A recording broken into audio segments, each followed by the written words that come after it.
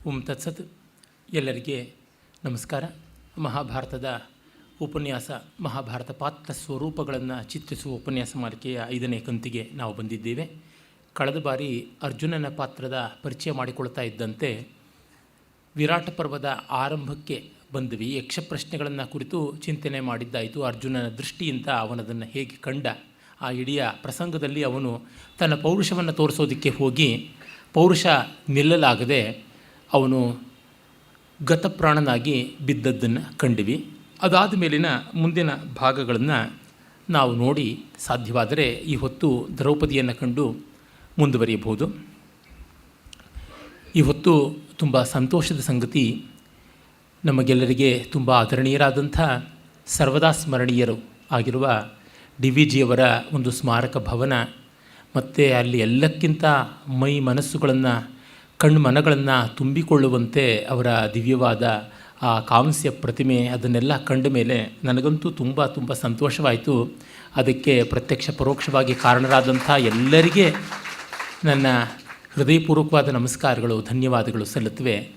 ಏಕೆಂದರೆ ಒಬ್ಬ ವ್ಯಕ್ತಿ ಭೌತಿಕವಾಗಿ ಕಣ್ಮರೆಯಾಗಿ ಹತ್ತತ್ರ 50 ವರ್ಷ ಆಗ್ತಾ ಬಂದರೂ ಕೂಡ ಜನರಿಗೆ ಅವರ ಮೇಲಿನ ಪ್ರೀತಿ ಆದರ ಈ ರೀತಿಯಾಗಿ ಇದೆ. ಮತ್ತು ನಮ್ಮ ಕನ್ನಡದ ಯಾವುದೇ ಲೇಖಕರಿಗೆ ಸರ್ಕಾರಿ ಕೃಪಾ ಪೋಷಣೆ ಇಲ್ಲದೆ ಈ ರೀತಿಯ ಗೌರವ ಸಲ್ತಾ ಇರುವಂಥದ್ದು ಇದೇ ಮೊದಲು ಅಂತ ಅನಿಸುತ್ತದೆ. ಮತ್ತು ಈ ಥರದ್ದೇ ಗಟ್ಟಿಯಾಗಿ ನಿಲ್ಲತಕ್ಕಂಥದ್ದು ಕೂಡ. ಏಕೆಂದರೆ ಸರ್ಕಾರದ ಸವಲತ್ತುಗಳಿಂದ ಆಗುವಂಥದ್ರೊಳಗೆ ಜಾತಿ, ಮತ, ಕುಲ, ಗೋತ್ರ ಈ ರೀತಿಯಾದ ಯಾವುದೋ ಸಾಹಿತ್ಯೇತರವಾದ ಮೌಲ್ಯೇತರವಾದಂಥ ಸಂಗತಿಗಳು ಬರುತ್ತವೆ. ಯಾವುದು ಸಾಮಾನ್ಯ ಲೋಕದಿಂದ ನಡೆಯುತ್ತದೆಯೋ ಅದೇ ಗಟ್ಟಿಯಾಗಿ ನಿಲ್ಲುವಂಥದ್ದು. ಅದನ್ನು ತುಂಬ ಚೆನ್ನಾಗಿ ಖಂಡರಿಸಿರುವಂಥದ್ದನ್ನು ನಾವು ಕಾಣಬಹುದು. ಹಾಗಾಗಿ ಆ ಆಯಾಮ ಈ ಸಂಸ್ಥೆಗೆ ಸಿಕ್ಕು ಇತೋಪ್ಯತಿಶಯವಾಗಿ ಡಿ ವಿ ಜಿಯವರ ಧ್ಯೇಯೋದ್ದೇಶಗಳು ಸನಾತನ ಧರ್ಮದ ಭಾರತೀಯ ಸಂಸ್ಕೃತಿಯ ಉಚ್ಛ್ರಾಯದ ದಿಕ್ಕಿನಲ್ಲಿ ಸಾಗಲಿ ಅನ್ನುವ ಆಶಯದಿಂದ ಅರ್ಜುನನ ಪಾತ್ರದ ಕಡೆಗೆ ಬರ್ಬೋದು. ಅರ್ಜುನ ವಿರಾಟ ಪರ್ವದ ಆರಂಭದಲ್ಲಿಯೇ ಅವನು ಯಾವ್ಯಾವ ಬೇರೆ ಬೇರೆ ಪಾತ್ರಗಳನ್ನು ವಹಿಸಬೇಕು ಆ ಅಜ್ಞಾತವಾಸದಲ್ಲಿ ಎನ್ನುವುದನ್ನು ಮಿಕ್ಕ ಅಣ್ಣ ತಮ್ಮಂದರು ವಹಿಸಿಕೊಂಡಂತೆ ತಾನು ವಹಿಸಿಕೊಳ್ತಾನೆ. ಮೂಲ ಮಹಾಭಾರತದ ಪರಿಷ್ಕೃತ ಆವೃತ್ತಿಯಲ್ಲಿ ಉರ್ವಶಿ ಶಾಪದ ಪ್ರಕರಣ ಇಲ್ಲ ಅಂತ ಕಳೆದ ಬಾರಿಯೇ ಹೇಳಿದ್ದೆ. ಅದು ತುಂಬ ತನ್ನಂತೆ ರಸ್ಯವಾದದ್ದು, ಹೃದಯಂಗಮವಾದದ್ದು, ಚೇತೋಹಾರಿಯಾದದ್ದು. ಕುಮಾರವ್ಯಾಸನಂತೂ ಅಪ್ರತಿಮವಾಗಿ ರೂಪಿಸಿದ್ದಾನೆ. ಆದರೆ ಅದು ಕ್ರಿಟಿಕಲ್ ಎಡಿಷನ್ನಲ್ಲಿ ಮೊದಲೇ ಹೇಳಿದಂತೆ ಇಲ್ಲವಾಗಿ ಅವನಲ್ಲಿ 1 ವರ್ಷ ಬ್ರಹ್ಮಚರ್ಯದಲ್ಲಿ ಇದ್ದೆ ಅಂತ ಹೇಳುವುದಾಗಿ ಬರ್ತದೆ. ಅದರಿಂದ ಗೊತ್ತಾಗುತ್ತದೆ ನಮಗೆ ಅರ್ಜುನನ ಒಂದು ಸಮಯ ಯಾವ ರೀತಿಯಾದದ್ದು, ಅಂದರೆ ಕಮಿಟ್ಮೆಂಟ್, ಕರಾರು, ಒಪ್ಪಂದ ಹೇಗೆ ಇರುವಂಥದ್ದು ಅಂತ. ಅವನ ಅಂತಃಪುರದಲ್ಲಿ ಅಂಥ ಸುಂದರಿಯರಾದ ತರುಣಿಯರಿಗೆ ನಾಟ್ಯಾಚಾರ್ಯನಾಗಿ ಇದ್ದಾಗಲೂ ಕೂಡ ತನ್ನ ಸ್ತ್ರೀ ಪಕ್ಷಪಾತವನ್ನು, ಸ್ತ್ರೀ ಲೌಲ್ಯವನ್ನು ಒಂದಿಷ್ಟೂ ಕೂಡ ಬಯಲು ಮಾಡಿಕೊಳ್ಳಲಿಲ್ಲ, ಆ ಸನ್ನಿವೇಶವನ್ನು ದುರುಪಯೋಗ ಮಾಡಿಕೊಳ್ಳಲಿಲ್ಲ ಅಂತನ್ನುವಂಥದ್ದು. ಇದು ತುಂಬ ಪ್ರಶಂಸನೀಯವಾದದ್ದು. ಉರ್ವಶಿ ಶಾಪ ಕೊಟ್ಟಿದ್ದರಿಂದ ಹಾಗಾದ ಅನ್ನುವಂಥದ್ದು ಯಾವುದಿದೆ ಅದು ಕಥೆಗೆ ಒಂದು ರೀತಿ ಹೊರಚಾಗಿಯೇ ತೋರುತ್ತದೆ. ಆ ಪ್ರಕರಣ ಇಡೀ ತುಂಬ ಚೆನ್ನಾಗಿದೆ. ಆದರೆ ಇಡೀ ಕಥೆಯ ಸಂವಿಧಾನ ಕೌಶಲವನ್ನು ನೋಡಿದಾಗ ಅದು ಸ್ವಲ್ಪ ಈಚಿನದು, ಹೊರಚ್ಚಿನದು ಅಂತ ಅನಿಸುತ್ತದೆ. ಅರ್ಜುನನಿಗೆ ಹೇಗೆ ಹೆಣ್ಣನ್ನು ಹುಡುಕಿಕೊಂಡು ಹೋಗಿ ಅನುಭವಿಸುವ ರಸಿಕತೆ, ಲಾಂಪಟ್ಯವೋ ಯಾವುದಿತ್ತೋ ಅದೇ ತರಹ ಯಾವುದನ್ನು ವಿಕಾರ ಹೇತೋ ಸತಿ ವಿಕ್ರಿಯಂತೆ ಯೇಷಾಂನ ಚೇತಾಂಸಿ ತಯೇವ ಧೀರಾಹ ಅಂತ ಕಾಳಿದಾಸ ಹೇಳ್ತಾನೆ. ಸಾಕ್ಷಾತ್ ಪಾರ್ವತೀದೇವಿ ಎದುರುಗಡೆ ಸುಳಿದಾಡಿಕೊಂಡು ಇವನನ್ನೇ ಮದುವೆ ಆಗಬೇಕು ಅಂತ ತಂದೆ ತಾಯಿಗಳ ಒಪ್ಪಿಗೆಯನ್ನು ಪಡೆದು ಪರ್ಮಿಟೆಡ್ ಟು ಡೇಟ್ ಅಂತಂತಾರಲ್ಲ ಈ ಕಾಲದಲ್ಲಿ, ತಂದೆ ತಾಯಿಗಳನ್ನೇ ಹರಸಿ ಕಳಿಸಿಕೊಟ್ಟಿರ್ತಕ್ಕಂಥದ್ದು. ಹೋಗಮ್ಮ ಆ ಶಿವನನ್ನು ವಶೀಕರಣ ಮಾಡಿಕೋ, ಒಲಿಸಿಕೊಂಡು ಬಾ ಅಂತ ಹೋಗಿದ್ದಾಗಲೂ, ಅವಳು ಬಂದಿದ್ದಾಗಲೂ ಅವನಿಗೆ ಬೇಕಾಗಿರ್ತಕ್ಕಂಥ ಪರಿಚರ್ಯೆ ಮಾಡುವುದು, ಅವಚಿತ ಬಲಿಪುಷ್ಪ ವೇದಿ ಸಂಮಾರ್ಗ ದಕ್ಷ ಅಂತ ಅವಳನ್ನು ಕಾಳಿದಾಸ ವರ್ಣಿಸ್ತಾನೆ. ಯಜ್ಞ ವೇದಿಕೆಗೆ ಬೇಕಾಗಿರತಕ್ಕಂಥ ಸಮಿತ್ತುಗಳನ್ನು ತಂದುಕೊಡುವುದು, ಶುಭ್ರ ಮಾಡುವುದು, ಹೂಗಳನ್ನು ತಂದುಕೊಡೋದು, ಇದನ್ನೆಲ್ಲವನ್ನೂ ಮಾಡ್ತಾ ಇದ್ಲು ಅಂತ.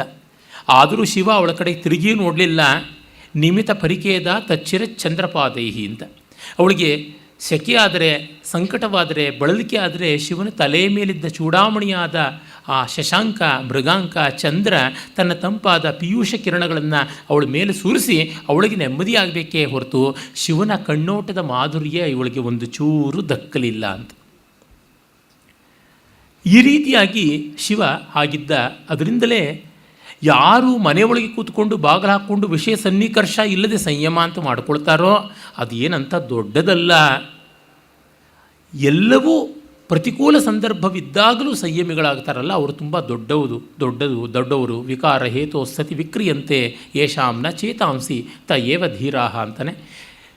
ನಮ್ಮ ಅರ್ಜುನ ಆ ರೀತಿಯಲ್ಲಿ ಪಾಶುಪತಾಸ್ತ್ರವನ್ನು ಪರಮೇಶ್ವರನಿಂದ ಪಡೆದವನು ಅನ್ನುವ ಅರ್ಹತೆಗೆ ತಕ್ಕಂತೆ ಇದ್ದ ಅನ್ನುವಂತೆ ಕಾಣಿಸ್ತಾನೆ. ವ್ಯಾಸ ಮಹಾಭಾರತದಲ್ಲಿ ಆ ಕವಿಯ ಸಂವಿಧಾನ ತುಂಬ ಚೆನ್ನಾಗಿರುವಂಥದ್ದು. ಅದರಿಂದಲೇ ಮುಂದೆ ಅವನು ಉತ್ತರೆಯನ್ನು ನೀನು ಪರಿಗ್ರಹಿಸುವಂಥ ವಿರಾಟ ಕೇಳ್ಕೊಳ್ತಾನೆ. ಯಾರ್ದೂ ಅಲ್ಲಿ ವಿರೋಧ ಇರಲಿಲ್ಲ, ವಿರಾಟನೇ ಒಪ್ಪಿಕೊಳ್ತಾನೆ, ಧರ್ಮರಾಜನೂ ಒಪ್ಪಿದ್ದಾನೆ. ದ್ರೌಪದಿಯ ಒಪ್ಪಿಗೆ ಇಲ್ಲ, ಸಮ್ಮತಿ ಅಸಮ್ಮತಿಗಳಿಗೆ ಕಾಯುವಂಥವನಾಗಿರಲಿಲ್ಲ ಅರ್ಜುನ ಅಂತ ಈಗಾಗಲೇ ಸುಭದ್ರಾದಿಗಳ ಪರಿಣಯದಿಂದ ಗೊತ್ತಾಗಿದೆ ನಮಗೆ. ಹಾಗಿದ್ದರೂ ಕೂಡ ಅರ್ಜುನ ಇಲ್ಲ, ಇವಳನ್ನು ನಾನು 1 ವರ್ಷವೂ ಶಿಷ್ಯವಾತ್ಸಲ್ಯದಿಂದ ಕಂಡಿದ್ದೇನೆ, ಪರಿಗ್ರಹಣ ಮಾಡಿದ್ರೆ ಲೋಕಾಪವಾದ ಬರುತ್ತದೆ, ಏನಿತ್ತೋ ಮೊದಲಿಂದ ಅದಕ್ಕೆ ಈಗ ಮದುವೆ ಮಾಡ್ಕೊಂಡ್ಬಿಟ್ರು ಅಂತ. ತುಂಬ ದಿವಸ ಲಿವಿಂಗ್ ಟುಗೆದರ್ ಆಗಿಬಿಟ್ಟು ಈಗ ಎಲ್ಲರಿಗೂ ಸಂಯಮದಿಂದ ಏನೋ ಸುಭಗ್ರಂತೆ ಮಾಂಗಲ್ಯ ಕಟ್ಟಿಸ್ಕೊಂಡು ಸಪ್ತಪದಿ ತುಳಿಯುವಾಗ ಆಹಾ ಈ ನವವಧುವಿನ ನಾಚಿಕೆ ಭಿನ್ನಾಣವೇ ಬೆಂಕಿಗಾಕ ಅಂತ ಅಂದುಕೊಂಡು ಮೂಗಿನವರೆಗೂ ತಿಂದು ಬೀಡ ಜಕ್ಕೊಂಡು ಬರೋದಾಗತ್ತೆ. ಆದರೆ ಹೀಗಲ್ಲ ಅನ್ನುವುದನ್ನು ತೋರ್ಪಡಿಸುವಂತೆ ಅರ್ಜುನನ ದೃಷ್ಟಿ. ಮತ್ತು ಅವಳು ವಯಸ್ಸಾದರೂ ಎಷ್ಟು, ತನ್ನ ಸೊಸೆಯ ವಯಸ್ಸಿನವಳು, ಹಾಗಾಗಿ ತನ್ನ ಮಗನಿಗೆ ಮದುವೆ ಮಾಡಿಕೊಡ್ತೀನಿ ಅಂತ ಅಂದದ್ದು. ಅಲ್ಲಿ ಒಂದು ಸೂಕ್ಷ್ಮ ನೋಡಿ, ಅವನು ಪಂಚಪಾಂಡವರ ಸಂತಾನವಾದ ಉಪಪಾಂಡವರಿಗೆ ಉತ್ತರೆಯನ್ನು ಮದುವೆ ಮಾಡಿಸ್ಕೊಡೋದಿಲ್ಲ, ತನ್ನ ಸಂತಾನ ಅಂತ ನಿಶ್ಚಿತವಾದಂತಹ ಅಭಿಮನ್ಯುವಿಗೆ ಮಾಡಿಸಿಕೊಡ್ತಾನೆ. ಭೈರಪ್ಪನವರ ಪರ್ವದಲ್ಲಿ ಅದು ತುಂಬ ಮಾರ್ಮಿಕವಾಗಿ ಬರುತ್ತದೆ.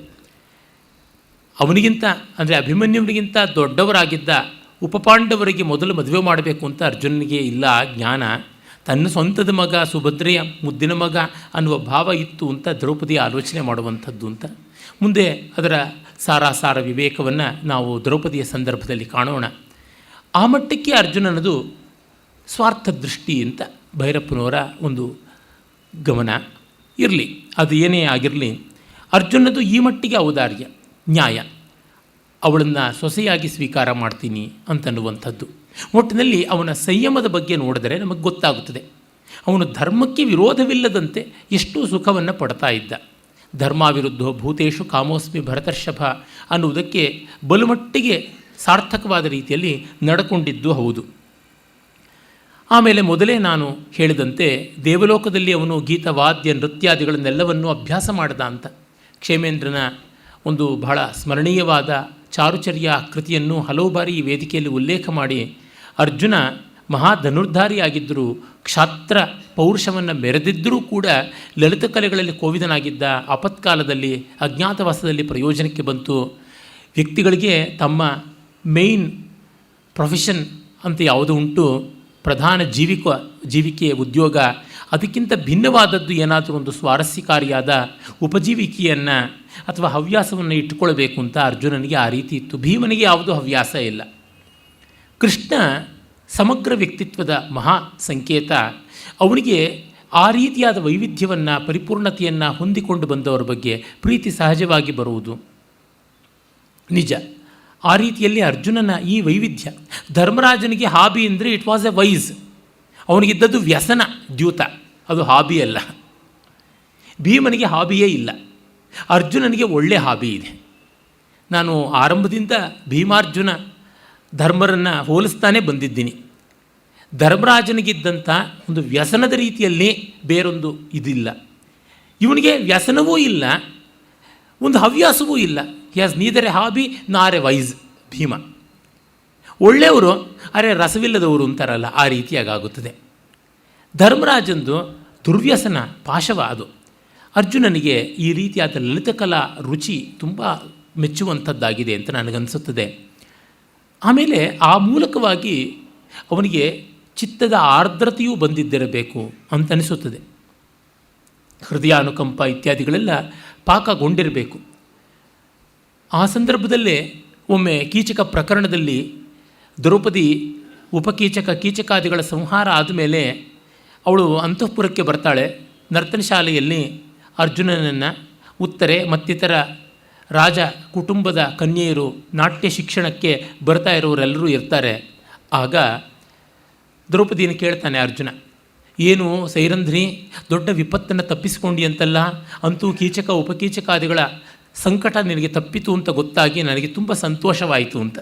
ಪಾಪ ಅರ್ಜುನ ಬಹಳ ಪ್ಲೇನ್ ಆಗಿ ಹೇಳ್ತಾನೆ. ಆಗ ವ್ಯಂಗ್ಯವಾಗಿ ದ್ರೌಪದಿ ಹೇಳ್ತಾಳೆ, ಹೌದು ಬೃಹನ್ನಳೆ, ನಿನಗೇನು ಅಂತಃಪುರದಲ್ಲಿ ಹಾಯಾಗಿರ್ತೀಯ ಹೆಂಗಸರ ಮಧ್ಯದಲ್ಲಿ, ನಾನು ಸೇವಕಿ ದಾಸಿ ಸೈರಂಧ್ರಿ ವೃತ್ತಿ ಕೈಗೊಂಡವಳು, ನನಗಿರುವ ಸಮಸ್ಯೆಗಳು ನನಗಿರುವ ಮಾನ ಪ್ರಾಣದ ಕ್ಲೇಶಗಳು ನಿನಗೆಲ್ಲಿವೆ ಅಂತ. ಅದಕ್ಕೆ ದ್ರೌಪದಿ ಹೇಳಿದ್ದು ನ್ಯಾಯ. ಆದರೆ ಅರ್ಜುನ ಯಾವ ಸನ್ನಿವೇಶದಲ್ಲಿದ್ದಾನೆ ಅಂತಲೂ ನೋಡಬೇಕಲ್ಲ. ಆಗ ಅರ್ಜುನ ಹೇಳ್ತಾನೆ, ನಿನಗೇ ಗೊತ್ತಿದೆಯಲ್ಲ ಅಂತಃಪುರದ ಸಮಸ್ಯೆಗಳು ಎಂಥವು, ತನ್ನ ಸ್ಥಿತಿ ಎಂಥದ್ದು ಅನ್ನೋದು ಗೊತ್ತಿದೆಯಲ್ಲ ಅನ್ನೋ ಮಾತನ್ನು ಹೇಳ್ತಾನೆ. Arjuna deserves to be chided by Draupadi, ನಿಜ. ಆದರೆ ಹಾಗಂದ ಮಾತ್ರಕ್ಕೆ ದ್ರೌಪದಿಗೆ ಘನತೆ ಏನೂ ಬಂದುಬಿಡೋಲ್ಲ. ನಮಗೆ ಎಷ್ಟೋ ಬಾರಿ ವ್ಯಂಗ್ಯ ಆಡುವಂಥ ಅರ್ಹತೆ ಇರುತ್ತದೆ, ವ್ಯಂಗ್ಯ ಆಡಬೇಕಾದಂಥ ಸಂದರ್ಭವೂ ಇರುತ್ತದೆ. ಆದರೂ ಆಡಲಿಲ್ಲ ಅಂತಂದರೆ ತುಂಬ ದೊಡ್ಡವರಾಗ್ಬಿಡ್ತೀವಿ. ಆದರೆ ಅಷ್ಟೆಲ್ಲ ದೊಡ್ಡವರಾದರೆ ಮಾನುಷ ವ್ಯಾಪಾರ ಸಾಗುವುದು ಹೇಗೆ? ಅದು ಬೇಕೇ ಬೇಕು. ವಾಸುದೇವ ಸಾಮಗರು ಅಂತ ಪ್ರಖ್ಯಾತ ಯಕ್ಷಗಾನ ತಾಳಮದ್ದಳೆ ಅರ್ಥಧಾರಿಗಳು. ಅವರ ತಂದೆಯವರು ತುಂಬ ಮತ್ತು ಪ್ರಖ್ಯಾತರಾದ ತಾಳಮದ್ದಳೆ ಅರ್ಥಧಾರಿಗಳು. ದೊಡ್ಡಪ್ಪನವರು ಅಷ್ಟೇ, ದೊಡ್ಡ ಸಾಮಗರು ಸಣ್ಣ ಸಾಮಗರು ಅಂತೆಲ್ಲ ನಮ್ಮ ಕರಾವಳಿಗಳಲ್ಲಿ ಪ್ರಸಿದ್ಧವಾದಂಥ ಹೆಸರುಗಳು. ವಾಸುದೇವ ಸಾಮಗರು ಚೆನ್ನಾಗಿ ಎಲ್ಲ ಬಲ್ಲವರು, ಪಾತ್ರಚಿತ್ರಣ ಮಾಡುವ ಸಾಮರ್ಥ್ಯ ಇದ್ದವರಾದರೂ ಏನೋ ಒಂದಿಷ್ಟು ಅಡ್ಡ ಮಾತನ್ನು ಆಡಲೇಬೇಕು. ಹಾಗೆ ಮಾಡದೇ ಇದ್ದರೆ ವಾಸುದೇವ ಸಾಮಗ ಅಂತ ಅಂಬೋದು ಹೆಂಗೆ ಅಂತಂತಾರೆ. ಹಾಗಾಗದೇ ಇದ್ದರೆ ನಾನು ಹೇಗಾಗ್ತೀನಿ ಅಂತ. ಆ ರೀತಿ ವ್ಯಕ್ತಿತ್ವಕ್ಕೆ ಅದು ಒಂದು ಓರೆ ಕೋರೆಗಳಿಲ್ಲದೇ ಇದ್ದರೆ ಆಗೋದೇ ಇಲ್ಲ. ಒಂದಿಷ್ಟು ಉದ್ದ ಮೂಗು ಚಾಚಿಕೊಳ್ಳದೇ ಇದ್ದರೆ ರಾಜ್ಕುಮಾರ್ ಅಂತ ಆಗೋದು ಹೇಗೆ? ಸೌತ್ ಎಂಡ್ ಸರ್ಕಲಲ್ಲಿ ರುದ್ರಭೀಕರವಾದಂಥ ವಿಗ್ರಹವನ್ನು ಮಾಡಿಟ್ಟಿದ್ದಾರೆ. ಪಾಪ ರಾಜ್ಕುಮಾರ್ ಇದ್ದಿದ್ದರೆ ಇನ್ನೇನು ಆಗ್ತಾರಲ್ಲ, ಎದೆ ಒಡೆದು ಸಾಯೋದಾಗ್ತಾ ಇತ್ತು. ಮೂಗೊಂದು ದೊಡ್ಡದು ಮಾಡಿಬಿಟ್ರೆ ರಾಜ್ಕುಮಾರ್ ಅಂತ ಶಿಲ್ಪಿ ಭಾವಿಸಿಕೊಂಡಂತೆ ಇದೆ. ಮೂಗಿನ ಜೊತೆಗೆ ತಲೆಯೂ ದೊಡ್ಡದಾಗಿದೆ, ಮೈಕೈ ಕಾಲೆಲ್ಲ ಸಣ್ಣದಾಗಿ ರಿಕೆಟ್ಸ್ ಬಂದಂತೆ ಕಾಣಿಸುತ್ತದೆ ಆ ಇಡೀ ಶಿಲ್ಪಕ್ಕೆ. ಓರೆಕೋರೆಗಳು ವ್ಯಕ್ತಿತ್ವದ ಲಕ್ಷಣ. ಆದರೆ ವ್ಯಕ್ತಿ ಲಕ್ಷಣ ಇನ್ನೂ ಮಿಗಿಲಾದದ್ದು. ಒಟ್ಟಿನಲ್ಲಿ ತಾತ್ಪರ್ಯವಿಷ್ಟು, ಅರ್ಜುನ ಅಂತಃಪುರದಲ್ಲಿ ಏನು ತುಂಬ ದೊಡ್ಡ ಸಂತೋಷವನ್ನು ಕಾಣುವಂತೆ ಇರಲಿಲ್ಲ. ಅಜ್ಞಾತವಾಸದಲ್ಲಿ ವಿಕ್ರಮಿ ಪರಾಕ್ರಮಿಗೆ ಆ ಸನ್ನಿವೇಶಗಳು ಕಷ್ಟ ತಂದು ಕೊಡುತ್ತವೆ. ಪ್ರಾಮಾಣಿಕವಾಗಿ ನಿರ್ವಂಚನೆಯಿಂದ ಪಾಠ ಹೇಳಿದ ಒಳ್ಳೆಯ ಗುರು ಅವನು. Arjuna one of the rarest characters in Mahabharata, who was a great warrior as well as a great teacher. ಆ ರೀತಿ ಇದ್ದವನು ಮತ್ತೊಬ್ಬ ಭಗವಾನ್ ಶ್ರೀಕೃಷ್ಣ. ಆಮೇಲೆ ಸೀನಿಯರ್ಸಲ್ಲಿ ದ್ರೋಣ. ಅದೇ ಭೀಷ್ಮ ಯಾರಿಗೂ ದೊಡ್ಡ ರೀತಿಯಲ್ಲಿ ವಿದ್ಯೆ ಕಲಿಸಿಕೊಟ್ಟದ್ದನ್ನು ಕಾಣೋಲ್ಲ. ದುರ್ಯೋಧನ ಕರ್ಣ ಇತ್ಯಾದಿಗಳು ಯಾರಿಗೂ ವಿದ್ಯೆಯನ್ನು ಕಲಿಸಿಕೊಡಲಿಲ್ಲ. ಭೀಮನು ಯಾವುದೇ ಒಂದು ದೊಡ್ಡ ರೀತಿಯ ವಿದ್ಯೆಯನ್ನು ಕಲಿಸಿಕೊಡಲಿಲ್ಲ. ಬಲರಾಮನ ಹತ್ರ ಒಂದಿಷ್ಟು ಕಲಿತರು ಅಂತಾರೆ. ಬಲರಾಮ ಏನು ದೊಡ್ಡ ರೀತಿಯ ಯುದ್ಧ ಮಾಡಿ ಅಜಯ್ಯನಾಗಿ ಅಜಿಂಕ್ಯನಾಗಿ ಪ್ರಸಿದ್ಧವಾದದ್ದೇನೂ ಕಾಣೋಲ್ಲ. ಸಾಕ್ಷ್ಯಗಳು ನೋಡದಂತೆ ನಮಗೆ ಗೊತ್ತಾಗುವಂಥದ್ದು ಅರ್ಜುನನ ತಲೆಮಾರಿನಲ್ಲಿ ಕೃಷ್ಣನೇ ಎದ್ದು ತೋರುವಂತೆ ಒಳ್ಳೆಯ ಗುರು ಮತ್ತು ಒಳ್ಳೆಯ ಯೋಧ. ಆಮೇಲೆ ಒಂದಷ್ಟು ಆ ಮಾತ್ರಕ್ಕೆ ಬರುವಂಥವ್ರು ಸಾತ್ಯಕಿ. ಇರಲಿ, ಸಾತ್ಯಕಿ ಮತ್ತು ಅರ್ಜುನನ ಶಿಷ್ಯನೂ ಆಗಿದ್ದ. ಅವನು ಅಭಿಮನ್ಯುವಿಗೆ ಕೂಡ ಮಾರ್ಗದರ್ಶನ ಮಾಡಿದ್ದ ಅಂತ ಗೊತ್ತಾಗುತ್ತದೆ. ಆಮೇಲೆ ಅರ್ಜುನ ಆ ಅಜ್ಞಾತವಾಸದಲ್ಲಿ ಮತ್ತು ಒಂದು ಹೃದಯವಾದ ಸನ್ನಿವೇಶ ಬರುವಂಥದ್ದು ಅಂತಃಪುರ ಸ್ತ್ರೀಯರಿಗೆ ಸಂಬಂಧಿಸಿದ್ದಾದ್ದರಿಂದ ಹೇಳ್ತಾ ಇದ್ದೀನಿ. ಉತ್ತರ ಗೋಗ್ರಹಣಕ್ಕೆ ಸಾರಥಿಯಾಗಿ ಹೊರಟಾಗ ಉತ್ತರ ಕುಮಾರ ಅಥವಾ ಭೂಮಿಂಜಯ ಅಂತ ಅವನಿದ್ದಾನೆ, ಅವನಿಗೆ ಸಾರಥಿಯಾದದ್ದು ತಾನೆ. ಆಗ ಉತ್ತರೆ ಅಣ್ಣನ ಹತ್ರ ಆ ಅರಿವೀರರು ಕುರುವೀರರು ಯಾರಿದ್ದಾರೆ ಅವರ ಉಷ್ಣೀಷಗಳ ಕುಚ್ಛಗಳು, ಗುಚ್ಛ ಅನ್ನೋದರಿಂದ ಗುಚ್ಛ ಗುಳುಚ್ಛ ಅನ್ನೋದರಿಂದ ಕುಚ್ಚು ಅನ್ನುವ ಕನ್ನಡದ ಶಬ್ದ ಬಂದಿದ್ದು. ಮುಂಡಾಸಿನ ತುದಿಗೆ ಇರ್ತಕ್ಕಂಥ ತುರಾಯಿ ಕುಚ್ಚುಗಳು ಯಾವುದಿವೆ ಅವುಗಳನ್ನು ಕತ್ತರಿಸಿ ತನ್ನಿ ಗೊಂಬೆಗೆ ಅಲಂಕಾರ ಮಾಡಿಕೊಳ್ಳಬೇಕು ಅಂತಂದಿರ್ತಾಳೆ. ಅದನ್ನು ಉತ್ತರ ಮರೆತು ಬಿಟ್ಟಿರ್ತಾರೆ. ಉತ್ತರನಿಗಂತೂ ಮಹಾ ಸೈನ್ಯವನ್ನು ಕಂಡೇನೆ ಉತ್ತರಾಷಾಢ ಪೂರ್ವಾಷಾಢ ಎಲ್ಲ ಆಗುತ್ತೆ. ಆಮೇಲೆ ಧೈರ್ಯ ತಂದುಕೊಂಡು ಅರ್ಜುನನಿಗೆ ಸಾರಥಿಯಾಗಿ ಬಂದ ಮೇಲೆ ಮರೆತು ಬಿಡ್ತಾನೆ. ಆ ಯುದ್ಧದ ತೀವ್ರತೆಯನ್ನು ಸಹಿಸಲಾಗದೆ ಬೇಗ ಯುದ್ಧವನ್ನು ಮುಗಿಸು ಅಂತ ಕೂಡ ಕೇಳ್ಕೊಳ್ತಾನೆ. ಅರ್ಜುನ ಸಂಮೋಹನಾಸ್ತ್ರವನ್ನು ಪ್ರಯೋಗ ಮಾಡಿ ಯುದ್ಧೋಪಸಂಹಾರ ಮಾಡ್ತಾನೆ. ಆಮೇಲೆ ಅವನು ಹೇಳ್ತಾನೆ, ನೋಡು, ನಿನ್ನ ತಂಗಿ ಉತ್ತರ ಕೇಳಿದ್ಳು, ಹಾಗಾಗಿ ಇಂತಿಂಥ ಕುರುವೀರರದೆಲ್ಲ ಹೋಗಿ ಉಷ್ಣೀಷಗಳ ಆ ಗುಚ್ಛಗಳನ್ನು ಕತ್ತರಿಸಿಕೊಂಡು ಬಾ. ಅಲ್ಲಿ ಒಂದು ಭೀಷ್ಮನಿಗೆ ಮಾತ್ರ ಸಂಮೋಹನ ಏನೂ ಮಾಡೋಲ್ಲ, ಅದರಿಂದ ಅವನನ್ನು ಬಿಟ್ಟು ಮಿಕ್ಕವ್ರನ್ನೆಲ್ಲರನ್ನೂ ನೀನು ವಿಚಾರಿಸಿಕೊಳ್ಳಬಹುದು ಅಂತಂತಾನೆ ಅಂತ. ಅಂದರೆ ಮಹಾಯುದ್ಧದ ಕೊನೆಯಲ್ಲಿ ಕೂಡ ಅರ್ಜುನನಿಗೆ ಈ ಸಣ್ಣ ಒಂದು ಸುಕುಮಾರ ಮನೋಹರವಾದ ವಿಷಯ ಮನಸ್ಸಿಗಿರುತ್ತದೆ ಅಂದರೆ ಅವನ ಅಕಾಮಿಡೇಷನ್ ಆಫ್ ಮೈಂಡ್ ಎಂಥದ್ದು ಅಂತ ಗೊತ್ತಾಗುತ್ತದೆ. ಆ ಮನಸ್ಸಿನ ಅವಕಾಶ ತುಂಬ ದೊಡ್ಡದು. ಭೀಮನಿಗೆ ಆ ರೀತಿಯಾದದ್ದಿರೋಲ್ಲ, ಧರ್ಮರಾಜನಿಗೆ ಅಂಥದ್ದು ಬರೋಲ್ಲ. ಕೃಷ್ಣ ಅರ್ಜುನ ಇವರಿಗೆ ಬರಬಲ್ಲದ್ದು. ನಮ್ಮ ಬದುಕಿನಲ್ಲಿ ಈ ಥರದ್ದಕ್ಕೂ ಒಂದು ಸ್ವಾರಸ್ಯ ಇದೆ ನೋಡಿ. ತುಂಬ ನಿಷ್ಠೆ, ಪ್ರಾಮಾಣಿಕತೆ, ನಚ್ಚಿಕೊಂಡಿರಬೇಕು ಅನ್ನೋದು ಅದೂ ಒಂದು ಬೆಲೆಯುಳ್ಳ ಮೌಲ್ಯ ಭೀಮ ಇದ್ದ. ಆದರೆ ಸಣ್ಣ ಸಣ್ಣ ಅಂಶಗಳು ಉಂಟಲ್ವ. ಸ್ಥಾಯಿ ಭಾವ ಗಟ್ಟಿಯಾಗಿರಬೇಕು ನಿಜ ರಸಕ್ಕೆ, ಆದರೆ ವ್ಯಭಿಚಾರಿ ಭಾವಗಳು ಬರದೇ ಇದ್ದರೆ ಸ್ಥಾಯಿ ರಸವಾಗಿ ಪುಷ್ಟವಾಗೋಲ್ಲ, ಏಕತಾನತೆ ಬರುತ್ತದೆ. ಸ್ವೀಟ್ ಮಾಡಬೇಕು ಅಂತಂದರೆ ಸಕ್ಕರೆ ಇರಬೇಕು, ಬರೀ ಸಕ್ಕರೆ ಬೆಲ್ಲ ಹಾಕಿದ್ರೆ ಸ್ವೀಟ್ ಎಲ್ಲ ಆಗಬೇಕು. ಅದಕ್ಕೆ ಬೇರೆ ವ್ಯಭಿಚಾರಿ ಭಾವಗಳು ಗೋಡಂಬಿ, ಕಲ್ಸಕ್ಕರೆ, ದ್ರಾಕ್ಷಿ ಮೊದಲಾದ ಡ್ರೈ ಫ್ರೂಟ್ಸು, ತುಪ್ಪ ಇವೆಲ್ಲ ಬೀಳಬೇಕು, ಏಲಕ್ಕಿ, ಪಚ್ಚ ಕರ್ಪೂರ, ಕುಂಕುಮ ಕೇಸರಿ. ಈ ರೀತಿಯಾಗಿ ಅರ್ಜುನನ ರಾಸಿಕ್ಯದ ಆಯಾಮಗಳು ಹಲವಾರು. ಏನಂದರೆ ಕೆಲವರ ಬದುಕಿನಲ್ಲಿ ಕೆಲವರಿಗೆ ಸ್ಥಾಯಿ ಸಿದ್ಧಿ, ಕೆಲವರಿಗೆ ವ್ಯಭಿಚಾರಿ ಸಿದ್ಧಿ, ಕೆಲವರಿಗೆ ಎರಡೂ ಸಿದ್ಧಿ, ಇನ್ನು ಕೆಲವರಿಗೆ ಎರಡೂ ಇಲ್ಲ. ಹೀಗೇನೇನೋ ಆಗುತ್ತದೆ. ಎಷ್ಟೆಲ್ಲ ಬಗೆ ಇರುತ್ತದೆ ಅನ್ನೋದನ್ನು ವ್ಯಾಸರು ತೋರ್ಪಡಿಸ್ತಾ ಇದ್ದಾರೆ. ವ್ಯಾಸರಂತೆ ಪಾತ್ರ ಸ್ಫುಟೀಕರಣವನ್ನು ಮಾಡಿದವರು ಆಗ ಮಹಾಭಾರತ ಕಾಲದಿಂದ ಮೊದಲುಗೊಂಡು ತೀರಾ ಈಚಿನವರೆಗೂ ನಮ್ಮ ದೇಶದಲ್ಲಿ ಯಾರೂ ಇಲ್ಲ ಆ ಮಟ್ಟಕ್ಕೆ ಮಾಡಿದವರು. ಅದಾದ ಮೇಲೆ ನಾನು ಕಂಡದ್ದು ಭೈರಪ್ಪನವರಲ್ಲೇ. ನಮ್ಮ ದೇಶದ ಈ ಸಾಹಿತ್ಯ ಪರಂಪರೆಯಲ್ಲಿ ಆ ಥರ ಸ್ಫುಟೀಕರಣ, ಅಷ್ಟು ವ್ಯಕ್ತಿಗಳನ್ನು ರೂಪರೇಖೆಯ ಸ್ಫುಟೀಕರಣ. ಇಂದು ಬೆಳಗ್ಗೆ ಗೋಖಲೆ ಸಂಸ್ಥೆಗೆ ಬಂದು ಹೋಗುವಾಗ ದಾರಿ ಉದ್ದಕ್ಕೂ ಮಹಾಭಾರತದ ಪಾತ್ರಗಳದೇ ಬೇರೆ ಬೇರೆ ಆಯಾಮಗಳ ಕುರಿತು ಮಾತನಾಡ್ತಾ ಇದ್ದೆ ಸ್ನೇಹಿತನ ಜೊತೆ. ಧೃತರಾಷ್ಟ್ರ ಎಷ್ಟು ಸೊಗಸಾದ ಪಾತ್ರ, ಆ ಸೂಕ್ಷ್ಮತೆಗಳು, ಆ ಕುಟಿಲ, ಆ ಕಚಡಾತನ, ಇವೆಲ್ಲ ಎಷ್ಟು ಆಕರ್ಷಕವಾದದ್ದು ಅಂತ. ಹಾಗೆ ಅರ್ಜುನನದು ಕೂಡ ನಮಗೆ ನೋಡಿದಾಗ ಅನಿಸುತ್ತದೆ, ಇಂಥವನ್ನು ನಾವು ಗಮನಿಸಬೇಕಲ್ವ ಬದುಕಿನಲ್ಲಿ, ಈ ಥರದ್ದನ್ನು ನಾವು ಮರೀಬಾರದಲ್ವಾ ಅಂತ ಅನಿಸುವಂತೆ ಮಾಡುತ್ತದೆ. ಭೀಮನ ಸ್ಥಾಯಿ, ಅರ್ಜುನನ ವ್ಯಭಿಚಾರಿ ಎರಡೂ ಸೇರಿದ್ರೆ ಎಷ್ಟು ಚೆನ್ನಾಗಿ. ವ್ಯಭಿಚಾರಿ ಅಂತಂದರೆ ಈ ಕಾಲದ ಕೆಟ್ಟರ್ಥ ಅಲ್ಲ, ಟ್ರಾನ್ಸಿಟರಿ ಅಂತ, ಆಗ ಬಂದು ಈಗ ಬಂದು ಹೋಗ್ತಕ್ಕಂಥ ಆಂಶಿಕವಾದ ಭಾವಗಳು ಅಂತ ಹೇಳ್ತೀವಲ್ಲ, ಆ ಕುಸರಿ ಕೆಲಸಗಳು. ಭೀಮ ಒಡಲಿದ್ದಂತೆ, ಅರ್ಜುನ ಜರಿಯಂಚಿದ್ದಂತೆ. ಜರಿಯಂಚಿಲ್ಲದೆ ಬರೀ ಒಡಲಿದ್ದರೆ ಈ ಭಾಗ್ಯಕ್ಕೆ ಸೀರೆ ಯಾಕೆ, ಪಂಚೆನೇ ಉಟ್ಕೊಂಡು ತಿರುಗ್ಬೋದಲ್ವಾ. ಈ ಕಾಲಕ್ಕೆ ಪಂಚೆಗೂ ಎಷ್ಟೋ ಒಳ್ಳೆಯ ಜರಿ ಅಂಚಿನ ಅಲಂಕಾರ ಇರ್ತದೆ. ನಮ್ಮ ಶೃಂಗೇರಿ ಸ್ವಾಮಿಗಳನ್ನು ನೋಡಿದ್ರೆ ಸಾಕು ಗೊತ್ತಾಗುತ್ತೆ. ಅವರು ಕಾಷಾಯ ಹುಟ್ಟಿದ್ರೂ ಗೇಣಗಲದಿಂದ ಮೊಳದಗಲಕ್ಕಿರುತ್ತೆ ಜರಿ. ಅವರು ಮುಂಡಿತವಾದ ತಲೆ ಪೂರ್ತಿ ಮುಚ್ಚಿಕೊಂಡು ಕೊರಳಿನವರೆಗೂ ಬರೋಷ್ಟಾಗಿದೆ ಈಗ ಜರಿ.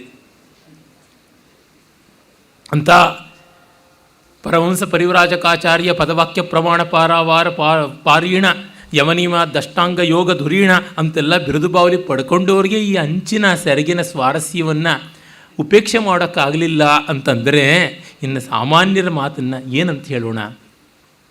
ಹೀಗಾಗಿ ಅಂಚು ಸೆರಗಿಗೆ ಸಾಕಷ್ಟು ಬೆಲೆ ಇದೆ. ಇವೆಲ್ಲ ನಾವು ಅರ್ಜುನನ ಪಾತ್ರದಲ್ಲಿ ಕಾಣ್ತೀವಿ. ಮತ್ತು ಅದೇ ವಿರಾಟ ಪರ್ವದ ಮುಖ್ಯ ಭಾಗಕ್ಕೆ ಬಂದರೆ, ಅರ್ಜುನ ನಮಗೆ ಮತ್ತೆ ಕಾಣಿಸಿಕೊಳ್ಳುವುದು ಉತ್ತರ ಗೋಗ್ರಹಣ ಕಾಲದಲ್ಲಿ. ದಕ್ಷಿಣ ಗೋಗ್ರಹಣ ತ್ರಿಗರ್ತ ದೇಶಾಧಿಪತಿ ಸುಶರ್ಮ ಮಾಡಿದಾಗ ಎಲ್ಲ ವೀರರು ಸೈನ್ಯವು ಅತ್ತ ಕಡೆ ಹೋಗುತ್ತದೆ ವಿರಾಟನ ನೇತೃತ್ವದಲ್ಲಿ. ಸಿಂಹಬಲ, ಕೀಚಕ ಬೇರೆ ಬದುಕಿಲ್ಲ, ಉಪಕೀಚಕರೂ ಇಲ್ಲ. ಹಾಗಾಗಿ ಅರಕ್ಷಿತವಾಗಿದೆ ಆ ಮತ್ಸ್ಯ ದೇಶ ಅಂತಲೇ ಬಂದಿರುವುದು. ಜೊತೆಗೆ ಇದ್ದ ಪಾಂಡವರು ಅವರು ಇರುವುದೇ ಆದಲ್ಲಿ ಅವರನ್ನು ಹೊಗೆಗಟ್ಟಿದ ಬಿಲದಿಂದ ಇಲಿಗಳು ಹೇಗೆ ಹೊರ ಹೊಮ್ಮುತ್ತವೋ ಹಾಗೆ ಹೊರದಬ್ಬಿಸಬೇಕು ಅಂತ ಬೇರೆ ಉಂಟು ದುರ್ಯೋಧನ ತಂತ್ರ. ಅದೆಲ್ಲ ನಾನು ಹಿಂದೆಯೇ ತಿಳಿಸಿದ್ದೆ ಭೀಷ್ಮಾದಿಗಳನ್ನು ಕುರಿತು ಪ್ರಪಂಚಿಸುವಾಗ. ಹೀಗಾಗಿ ಉತ್ತರ ಗೋಗ್ರಹಣದಲ್ಲಿ ಭೂಮಿಂಜಯ ಅನ್ನುವ ಲೇಟ್ ಟೀನ್ಸ್ ಅಲ್ಲಿರ್ತಕ್ಕಂಥ ರಾಜಕುಮಾರ ಬಿಟ್ಟು ಇನ್ಯಾವ ಗಂಡ ದಿಕ್ಕೂ ಇಲ್ಲ. ಅಂತಃಪುರದಲ್ಲಿ ಅವನು ವೀರಾಲಾಪ ಮಾಡಿಕೊಂಡಿದ್ದ. ಅದು ಅರ್ಜುನ ಅವನಿಗೆ ಸಾರಥಿ ಆಗಬೇಕು. ಸಾರಥಿಯ ಶಿವಕೊಟ್ಟನಾದೊಡೆ ಅಂತ ಕುಮಾರವ್ಯಾಸನ ಭೂಮಿಂಜಯ ಹೇಳ್ತಾನೆ. ಶಿವ ನನಗೆ ಸಾರಥಿಯನ್ನು ಕೊಟ್ಟರೆ ಮಾರಿಗೆ ಔತಣ, ಮಾರಿಗೆ ಉಬ್ಬಸ ಮಾಡದೇ ಇರ್ತೀನಾ ಅಂತೆಲ್ಲ ಹೇಳಿ ಸಾರಥಿಯಂತೂ ಬಂದೇ ಬಂದ. ಆ ಅರ್ಜುನನ ಒಂದು ವಿನೋದ ಪ್ರಜ್ಞೆ ಬಹಳ ಚೆನ್ನಾಗಿರ್ತಕ್ಕಂಥದ್ದು. ಸೆನ್ಸ್ ಆಫ್ ಹ್ಯೂಮರ್ ಇದೆಯಲ್ಲ, ಅದು ಅರ್ಜುನನಿಗೆ ಉಂಟು. ಧರ್ಮರಾಜನಿಗೆ ಇಲ್ಲವೇ ಇಲ್ಲ. ಧರ್ಮರಾಜ ಇದ್ದ ಊರಲ್ಲಿ ನಗು ಇರೋಲ್ಲ. ಇನ್ನು ಭೀಮನಿಗೂ ಅಷ್ಟಾಗಿ ಇಲ್ಲ, ಪರವಾಗಿಲ್ಲ. ದುರ್ಯೋಧನಿಗೆ ಸ್ವಲ್ಪವೂ ಇಲ್ಲ. ದುರ್ಯೋಧನನ ಹಾಸ್ಯಪ್ರಜ್ಞಾ ರಾಹಿತ್ಯ, ಅವನ ಅಸೂಯೆ, ದುಷ್ಟತನ, ಕೌಟಿಲ್ಯಾದಿಗಳಿಂದ ಬಂದರೆ, ಧರ್ಮರಾಜನ ಹಾಸ್ಯಪ್ರಜ್ಞಾ ರಾಹಿತ್ಯ ಅವನ ಶುಷ್ಕತೆ ಮತ್ತು ಒಂದಿಷ್ಟು ಜೀವನ ವಿಮುಖತೆ, ರಸವಿಮುಖತೆ ಇತ್ಯಾದಿಗಳಿಂದ ಬಂದದ್ದು. ಕೇವಲ ನೀತಿ ಶುಷ್ಕ ಅಂತಂದರೆ ಡ್ರೈ ವಿತ್ ಮಾರಲ್ಸ್ ಅಂತನ್ನಬಹುದು. ಆ ರೀತಿಯಾಗಿ ಧರ್ಮರಾಜಂದು. ಹಾಗಾಗಿ ಅವನು ನಗಲಾರ. ಅವನೇನಿದ್ರೂ ಅತಿಥಿಗಳಿಗೆ ಸ್ಮೈಲ್ ಕೊಡಬಲ್ಲ ಅಷ್ಟೇ, ಅದು ಬಿಟ್ಟು ಬೇರೆ ಯಾವುದೂ ಇಲ್ಲ. ಅರ್ಜುನನಿಗೆ ಅವೆಲ್ಲ ತುಂಬ ಚೆನ್ನಾಗಿ ಉಂಟು. ಇವೆಲ್ಲವೂ ನೋಡಿ ತುಂಬ ಉತ್ತಮೋತ್ತಮವಾದ ರೀತಿಯಲ್ಲಿ ಶ್ರೀಕೃಷ್ಣನಲ್ಲಿ ಕಾಣಿಸುತ್ತವೆ. ಆದರೆ ಅರ್ಜುನಲ್ಲಿ ಅಷ್ಟಿಷ್ಟು ಕಾಣಿಸಿಕೊಳ್ಳುತ್ತವೆ. ಅರ್ಜುನಲ್ಲಿ ವ್ಯಕ್ತಿತ್ವದ ಮೂಲಸತ್ವ ತುಂಬ ಘನವಲ್ಲ, ತಕ್ಕ ಮಟ್ಟಿಗೆ. ಆದರೆ ಕೃಷ್ಣನದು ತುಂಬ ಘನವಾದದ್ದು. ಪಂಚಪಾಂಡವರಲ್ಲಿ ಕಂಡುಬರುವಂಥ ಎಷ್ಟೋ ಲೋಪದೋಷಗಳು ಇಲ್ಲವಾಗಿ, ಅವರ ಗುಣವಿಶೇಷಗಳು ಮತ್ತಷ್ಟು ಇನ್ನಷ್ಟು ಶತಾಧಿಕವಾಗಿ ಅತಿಶಯವಾಗಿ ಕಂಡುಬಂದಾಗ ಭಗವಾನ್ ಶ್ರೀಕೃಷ್ಣ ಆಗ್ತಾನೆ. ಆಯುರ್ವೇದದಲ್ಲೆಲ್ಲ ಶತಪುಟ ಸಹಸ್ರಪುಟ ಅಂತೆಲ್ಲ ಬೇಕಾದಷ್ಟು ಪುಟ ಹಾಕಿ ಭಸ್ಮವನ್ನು ಮಾಡ್ತಾರಲ್ಲ, ಆ ರೀತಿಯಾಗಿ ಕೃಷ್ಣ ಪರಿಷ್ಕೃತವಾದಂಥ ಪರಿಪೂರ್ಣ ವ್ಯಕ್ತಿತ್ವ ಅಂತನ್ನಬೇಕು. ಅವನಿಗೆ ಅರ್ಜುನ ಮಹಾವೀರ ಅಂತನ್ನುವುದನ್ನು ಅರ್ತಿರುವಂತನ್ನಲ್ಲ ಉತ್ತರ. ತಾನು ಮಹಾವೀರ ಅಂತ ಇಲ್ಲದ್ದನ್ನು ಹೇಳ್ಕೊಳ್ತಾ ಇದ್ದಾನೆ. ನಿನ್ನ ಕೈಲಾಗುತ್ತ್ಯಾ ಯುದ್ಧ ಮಾಡೋದಕ್ಕೆ, ನಿನಗೆ ಗೊತ್ತಾ ಅದು ಇದು ಅಂತೆಲ್ಲ ಕೇಳ್ತಾ ಇರ್ತಾನೆ. ಅವನು ಏನೂ ಗೊತ್ತಿಲ್ಲ ಅನ್ನುವಂತೆ ಅರ್ಜುನ ಬೃಹನ್ನಳ ವೇಷಧಾರಿ. ಅವನು ಕವಚವನ್ನು ಹೇಗೆ ಹಾಕ್ಕೊಳ್ಬೇಕು ಅಂತ ಗೊತ್ತಿಲ್ಲದೆ ಅಂತರಿಕ್ಷಕ್ಕೆ ಹಾಕಿ ಅದು ತನ್ನ ಮೈ ಮೇಲೆ ಬಂದು ಹಾಗೆ ಅನಾಮತ್ತ ಕೂತ್ಕೊಳ್ತಾನ ಅಂತ ನೋಡುವುದು, ತಿರುಮುರು ಹಾಕ್ಕೊಳ್ಳೋದು, ಹೀಗೆಲ್ಲ ಅವನ ಅಹಂಕಾರವನ್ನು ಹೆಚ್ಚಿಸುವಂತೆ ಇನ್ನಷ್ಟು ತನ್ನನ್ನು ತಾನು ಅಪಹಾಸ್ಯ ಮಾಡಿಕೊಳ್ತಾನೆ ಅಂತ ಬರ್ತದೆ. ವ್ಯಾಸ ಮಹಾಭಾರತದ ಮಹಾಸಮುದ್ರ ವಿಸ್ತಾರದಲ್ಲಿ ಈ ಸಣ್ಣ ಪುಟ್ಟ ವಿನೋದಗಳಿಗೂ ಅವಕಾಶ ಕೊಟ್ಟಿದ್ದಾರಲ್ಲ ಮಹಾಕವಿ ವರೇಣ್ಯ, ಎಷ್ಟು ದೊಡ್ಡದಾದದ್ದು ಅಂತ ಅನಿಸುತ್ತದೆ. ಇಲ್ಲಿ ನಮಗೆ ಆ ಮಹಾಕವಿಯ ಪೂರ್ಣ ದೃಷ್ಟಿ ನಮಗೆ ಅರಿವಾಗುತ್ತದೆ. ನೋಡಿ, ಅಲ್ಲಿ ನಮಗೆ ಅರ್ಜುನ ಆ ಥರ ವಿನೋದ ಮಾಡದೇ ಇದ್ದರೆ ಸನ್ನಿವೇಶಕ್ಕೇನೋ ದೊಡ್ಡ ಲೋಪ ಅಂತ ಅನಿಸೋಲ್ಲ. ಈಗ ನೋಡಿದ್ರಿಂದ ಗೊತ್ತಾಗುತ್ತದೆ ಅದು ಯಾವ ರೀತಿ ಕಾಂಟ್ರಿಬ್ಯೂಟ್ ಮಾಡುತ್ತದೆ ಅಂತ. ಅವನು ಹೇಳ್ತಾನೆ ಅರ್ಜುನ, ಇದನ್ನು ಹೇಗೆ ಹಾಕ್ಕೊಳ್ಬೇಕು ಹೇಗೆ ಅಂತ. ಆಗ ನಗುತ್ತಾ ಗೇಲಿ ಮಾಡಿ ಉತ್ತರನೇ ಅವನಿಗೆ ಕವಚವನ್ನು ಹಾಕ್ತಾನೆ ಅಂತ. ವಸ್ತುತಃ ಅರ್ಜುನ ವಿಶಿಷ್ಟವಾದ ರೀತಿಯಲ್ಲಿ ಕವಚ ಕಟ್ಟಿಕೊಳ್ಳೋದಕ್ಕೆ ಪ್ರಸಿದ್ಧನಾದವನು ಅಂತ. ಅಭೇದ್ಯವಾದ ಕವಚ ಅವನದಾಗಿತ್ತು. ಅಭಿಮನ್ಯುವಿಗೂ ಆ ರೀತಿ ಕವಚವನ್ನು ಕಟ್ಟಿಕೊಳ್ಳುವ ಕಲೆಯನ್ನು ಅರ್ಜುನ ಕಲಿಸಿದ್ದ ಅಂತ. ಮುಂದೆ ಉತ್ತರ ವಾಸ್ತವ ತಿಳ್ಕೊಂಡ ಮೇಲೆ ಎಷ್ಟು ಸಂಕೋಚಗೊಂಡಿದ್ದು, ಭೂಮಿಗೆ ಹೋಗುವಂತೆ ನಾಚಿಕೆ ಆಗಿರಬೇಕು ನೋಡಿ. ಅದರಿಂದಲೇ ಕೈಲಾಸಂ ಹೇಳ್ತಾರಲ್ಲ, ವಾಸುಕಿ ಸುಮ್ಮನೆ ಇರೋ ಜಾಗದಲ್ಲಿ ಕೇರೆ ಹಾವು ಹೆಡೆ ಆಡಿಸ್ಬಾರ್ದು ಅಂತ.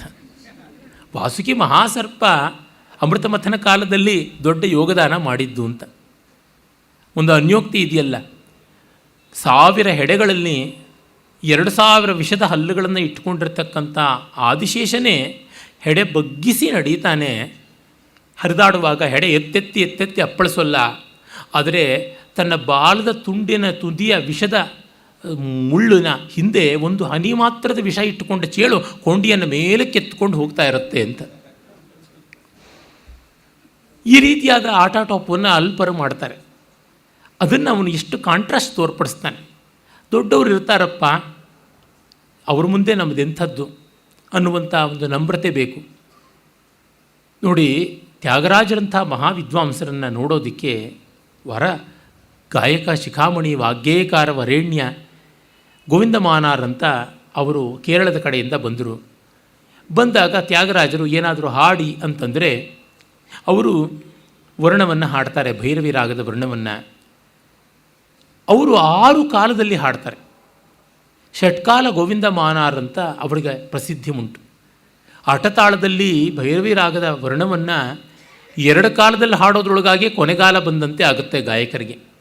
ಅವರು 6 ಕಾಲದಲ್ಲಿ, ಅಂದರೆ ಅವರ ಕಾಲ ಅಂತಂದರೆ ಬೇಸಿಕ್ ರಿದಮ್ ಮೊದಲನೇದು ಎಷ್ಟು ವಿಳಂಬ ಆಗಿರಬೇಕು, ಇಲ್ಲ ಅದನ್ನು ಸ್ವಲ್ಪ ಆ್ಯಾವರೇಜಾಗಿ ತಗೊಳ್ಳೋಣ ಅಂದರೆ 6ನೇ ಕಾಲ ಎಷ್ಟು ವೇಗವಾಗಿರಬೇಕು.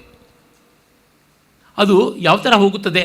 ಸರಿಗಮ ಸರಿಗಮ ಸರಿಗಮ 3. ಇನ್ನು 3 ನನಗೆ ತೋರಿಸೋಕ್ಕಾಗಲ್ಲ. ಸಾರಿ ಗ ಮಾ ಅಂತಿಟ್ಕೊಂಡ್ರೆ ತಾಳ ನಿಲ್ಲಿಸ್ಕೊಳ್ಳೋದು ಹೇಗೆ? ತಾಳ ಅನ್ನುವಂಥದ್ದು ಚಂಚಲಿಯಾದ ವೇಷೆಯನ್ನು ಕಟ್ಟಿಕೊಂಡು ಮಹಾಪತಿವ್ರತೆ ಮಾಡ್ತೀನಿ ಇಂದಂಗೆ, ವಿಳಂಬದಲ್ಲಿ ನಿಲ್ಲುವುದೇ ಇಲ್ಲ. ಬಡವ ವೇಶ್ಯ ಸಹವಾಸ ಮಾಡಿದಂತೆ ಓಡ್ತಾ ಇರುತ್ತೆ, ಹೋಗ್ತಾ ಇರುತ್ತೆ. ದ್ರುತದಲ್ಲಿ ಹೇಗೆ ಅದನ್ನು ಉಳಿಸ್ಕೊಳ್ಳೋದು? ನಾಲಿಗೆ ಹೊರಳೋದು ಹೇಗೆ? ಸ್ವರ ಸಂಕ್ರಮಕ್ಕೆ ಎಷ್ಟು ಸಮಸ್ಯೆ ಉಂಟು. ಮೇಲೆ ಹತ್ತಿದರೆ ಗೋಹತ್ಯೆ, ಕೆಳಗಿಳಿದರೆ ಬ್ರಹ್ಮಹತ್ಯೆ ಅನ್ನುವಂಥ ಸ್ಥಿತಿ. ಅದನ್ನು ಹಾಡಿದಾಗ, ಅದನ್ನು ರಸವತ್ತರವಾಗಿ ಹಾಡಿ ರಂಜನೆ ಮಾಡಿದಾಗ ಅವರು ಎಂದರೋ ಮಹಾನುಭಾವುಲು ಅನ್ನುವ ಕೃತಿಯನ್ನು ಶ್ರೀರಾಗದಲ್ಲಿ ರಚನೆ ಮಾಡಿದ್ದು ಅಂತ. ಎಷ್ಟೋ ಜನ ಇರ್ತಾರೆ ಅಂತ, ಏನೋ ಬಂದಿದ್ದಾರೆ ಹಾಡ್ತಾರೆ ಅನ್ನುವ ರೀತಿಯಲ್ಲಿ ಇರುತ್ತೆ. ನನ್ನ ಅನುಭವ, ನನ್ನ ಸ್ನೇಹಿತ ಶಂಕರ್ 18ನೇ ವಯಸ್ಸಾಗಿತ್ತು ಅವನಿಗೆ, 19ನೇ ವಯಸ್ಸು. ಅವನು ಬಂದು ಅವನು ಸಂಸ್ಕೃತ ಕವಿತೆಯನ್ನು ತೋರಿಸ್ದ. ಪಾಪ ಮೆಡಿಸನ್ ಓದ್ತಾ ಇರೋ ಹುಡುಗ, ಸೈನ್ಸಿನ ಹಿನ್ನೆಲೆಯಿಂದ ಬಂದವನು, ಸಂಸ್ಕೃತ ವಿದ್ವಾಂಸರ ಕುಟುಂಬದಲ್ಲಿಯೂ ಅಲ್ಲ. ತಮಿಳುನಾಡಿನ ಅಯ್ಯರ್ಗಳ ಕಡೆಯವರು ಅಂದರೆ ವರ್ಗೀಯ ಅವರ್ಗೀಯ ವ್ಯಂಜನಗಳ ವಿಚಾರವೂ ಸರಿಗಿರೋಲ್ಲ. ಇನ್ನಿಂಥವ್ರು ಏನು ಸಂಸ್ಕೃತ ಕಲ್ತಿದ್ದಾರೋ ಪಾಪ, ಏನೋ ಅನುಷ್ಟುಪ್ಪಲ್ಲಿ ಹಾಗೆ ಹಿಂಗೆ ಬರೆದಿರ್ತಾನೆ. ಆತ್ಮನೇಪದಿ ಹೋಗಿ ಪರಸ್ಮೇಪದಿ ಆಗಿರುತ್ತೆ, ಸ್ತ್ರೀಲಿಂಗ ಹೋಗಿ ಪುಲ್ಲಿಂಗ ಆಗಿರಬಹುದು. ಆದರೂ ಪ್ರಯತ್ನ ಪಟ್ಟಿರೋದು ಶ್ಲಾಘ್ಯ ಇರಬಹುದು ಅನ್ನುವ ಮನಸ್ಸಿನಲ್ಲಿ ನಾನು ಕೇಳಿದ್ರೆ, ಅವನು ಶ್ರದ್ಧರ ಛಂದಸ್ಸಿನಲ್ಲಿ ಯಾ ತಾಂಡವೋತ್ಥ ಅಂತ ಶುರು ಮಾಡಿದ್ರೆ ಪ್ರಾಸಾನುಪ್ರಾಸ ಪ್ಲಾವಿತವಾಗಿ ಇಂಥ ಪದ್ಯವನ್ನು ಈ ಹುಡುಗ ಬರೆದನಲ್ಲ ಅಂತ ನನಗೆ ಊಹಾತೀತವಾದ ಆಶ್ಚರ್ಯ, ಆನಂದ ಎರಡೂ ಆಯಿತು. ಶ್ರೋತೃ ಗೌರವ ಅನ್ನೋದು ಬೇಕಲ್ವ? ಕೇಳುವ ಸೂರ್ಯಗಳು, ಸನಕಾದಿಗಳು, ಜಂಗಮ ಜನಾರ್ದನರು, ನಾವು ಯಾರು ಸಿಗ್ತಾರೆ ಅಂತ ಏನೂ ಹೇಳ್ಬಿಡೋಕ್ಕಾಗತ್ಯ? ಇದೆಷ್ಟು ಬಗೆಯ ಎಟಿಕೇಟ್ ಸಂಸ್ಕಾರವನ್ನು ನಮ್ಮ ಕಡೆಯಿಂದ ತೋರ್ಪಡಿಸುವಂತೆ ಮಾಡುತ್ತದೆ ಅರ್ಜುನ ಉತ್ತರ ಪ್ರಕರಣ. ಅಷ್ಟು ಚೆನ್ನಾಗಿರ್ತಕ್ಕಂಥದ್ದು. ಆಮೇಲೆ ಅವನು ಉತ್ತರೆಯ ಕೋರಿಕೆಯನ್ನು ಕೇಳಿಕೊಂಡು ಮುಂದೆ ಹೋಗ್ತಾನೆ. ಉತ್ತರೆ ತನ್ನ ಗುರುವಿನ ಮೇಲೆ ಎಷ್ಟು ಅಭಿಮಾನ ಹೊಂದಿರ್ತಾಳೆ. ಸೈರಂದ್ರಿ ಉತ್ತರೆ ಅವರಿಬ್ಬರು ಪ್ಲ್ಯಾನ್ ಮಾಡಿ ಕಳಿಸ್ಕೊಡ್ತಕ್ಕಂಥದ್ದು ಅಂತೆಲ್ಲ ಬರುತ್ತದೆ. ಅರ್ಜುನನಿಗೆ ಆ ಹೊತ್ತಿಗೆ ಲೆಕ್ಕವೂ ಗೊತ್ತಿರುತ್ತದೆ. ಅದು ದಶಮಿ, ಆ ಹೊತ್ತು ವಿಜಯದಶಮಿ. ಆಗಾಗಲೇ ಅವರ ಒಂದು ಅಜ್ಞಾತವಾಸಾವಧಿ ಮುಗಿದು 10ನೇ ದಿವಸ ಆಗಿರುತ್ತದೆ. ಅಜ್ಞಾತವಾಸಕ್ಕೆ ಸೂತಕ ಮುಗಿಯೋ ಕಾಲ ಅಂತ ಅನ್ನಬೇಕು. ಅಂದರೆ ಅರ್ಜುನ ದುಡುಕಿ ಯಾವುದನ್ನು ಮಾಡುವುದಿಲ್ಲ ಅನ್ನೋದಕ್ಕೆ ಇದೊಂದು ಲಕ್ಷಣವಾಗಿ ನಾವು ನೋಡಬಹುದು. ಕಾಲವನ್ನು ಗಮನಿಸ್ತಾನೆ.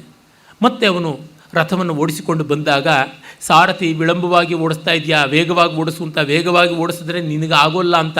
ಇಲ್ಲ, ಓಡಿಸು ಅಂತ ಹೇಳಿ ನಾನು ಅರ್ಜುನ ಹತ್ರ ತಯಾರಿ ಪಡ್ಕೊಂಡವನು ಅಂತ ಬೃಹನ್ನಳೆ ಹೇಳುವಂಥದ್ದು. ಹೀಗೆಲ್ಲ ತುಂಬ ಸ್ವಾರಸ್ಯಕಾರಿಯಾದ ಸಂಭಾಷಣೆ ಉಂಟು. ಆಮೇಲೆ ಆ ಸೈನ್ಯವನ್ನು ಕಂಡು ಅಲ್ಲಿರೋನ್ನ ಪರಿಚಯ ಮಾಡಿಸಿಕೊಡಬೇಕು ಅಂತಂದಾಗ ಇವನಿಗೆ ಅಂಜಿಕೆ.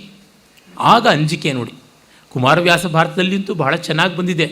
ಅದೇನು ಸಮುದ್ರವ, ಅದೆಂಥದ್ದು ಆಯುಧಗಳು ಅಂತಕ್ಕಂತಹ ಭಯಂಕರವಾದ ಹವಳದ ಬಳ್ಳಿಗಳು, ಮತ್ತು ಕುದುರೆಗಳು, ಆನೆಗಳು ಇತ್ಯಾದಿ ಹಿಂಸರ ಜೀವಿಗಳು, ಯಾತು ಅಂತ ಯಾವುದನ್ನು ಯಾದಸ್ ಅಂತ ಕರೀತಾರೆ, ಅಕ್ವಾಟಿಕ್ ಅನಿಮಲ್ಸ್ ಅಂತ, ಮರೈನ್ ಅನಿಮಲ್ಸ್ ಅವುಗಳು. ಮತ್ತು ಆ ಸೇನಾ ಕಲಕಲವೇ ಸಮುದ್ರದ ಘೋಷ ಅನ್ನುವಂತೆ ರಂಗ ತುರಂಗ ತರಂಗ ಎಲ್ಲ ಇರುವ ಆ ಭಯಾನಕ ಸೇನಾ ಸನ್ನಾಹವನ್ನು ಕಂಡು ಅಂಜಿ ಎದೆಗುಂದಿ ಓಡುವ ಸಂದರ್ಭದಲ್ಲಿ ಬೆನ್ನಟ್ಟುಕೊಂಡು ಹೋಗಿ ಹಿಡ್ಕೊಂಡು ಬರ್ತಾನೆ. ನೋಡಿ, ಬಹುಮಟ್ಟಿಗೆ ಮೂಲ ವ್ಯಾಸಭಾರತವನ್ನೇ ಬದ್ಧವಾಗಿ ಅನುಸರಿಸಿರುವಂಥದ್ದು ಆಂಧ್ರ ಮಹಾಭಾರತ. ಕನ್ನಡದಲ್ಲಿ ಪಂಪ ಆಗಲಿ ಕುಮಾರವ್ಯಾಸ ಆಗಲಿ ವ್ಯಾಸರನ್ನು ಆ ರೀತಿಯಾಗ ಆ ಒಂದು ಫೇತ್ಫುಲ್ನೆಸ್ಸಿಂದ ಫಾಲೋ ಮಾಡಿಲ್ಲ. ಅಲ್ಲಿ ತಿಕ್ಕನ ಸ್ವಾಮಿಯಾಜಿ ಅರ್ಜುನನ ಮೂಲಕ ಒಂದು ಪದ್ಯ ಹೇಳಿಸ್ತಾನೆ.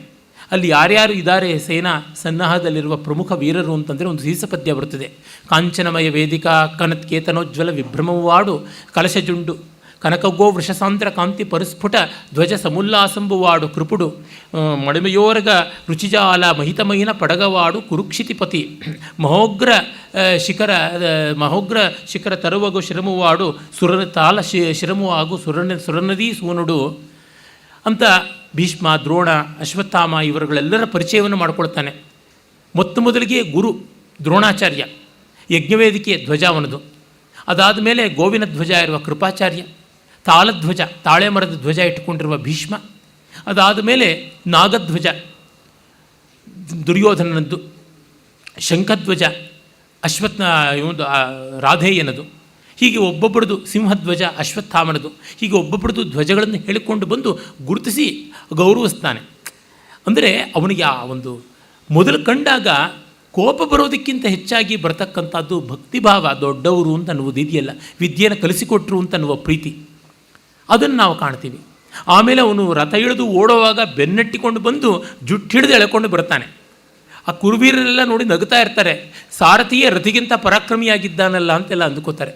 ಮತ್ತು ಅವನಿಗೆ ಧೈರ್ಯ ಹೇಳಿ, ನೀನು ಯುದ್ಧ ಮಾಡಬೇಡ, ನಾನು ಯುದ್ಧ ಮಾಡ್ತೀನಿ ಅಂತ. ಹಾಗಾದರೆ ಹೋಗು ಅಂದರೆ, ಇಲ್ಲಪ್ಪ ನನಗೆ ಬೇಕಾದ ಆಯುಧಗಳು ಬೇರೆ ಕಡೆ ಇವೆ ಅಂತ ಸ್ಮಶಾನದ ಕಡೆಗೆ ಹೋಗಿ ಆ ಬನ್ನಿ ಮರದ ಮೇಲಿದ್ದ ಶಮಿ ವೃಕ್ಷ ಸ್ಥಿತವಾದ ಆ ಧನುರ್ಬಾಣಾದಿಗಳನ್ನು ತೆಗೆದುಕೊಂಡು ಬರ್ತಾನೆ.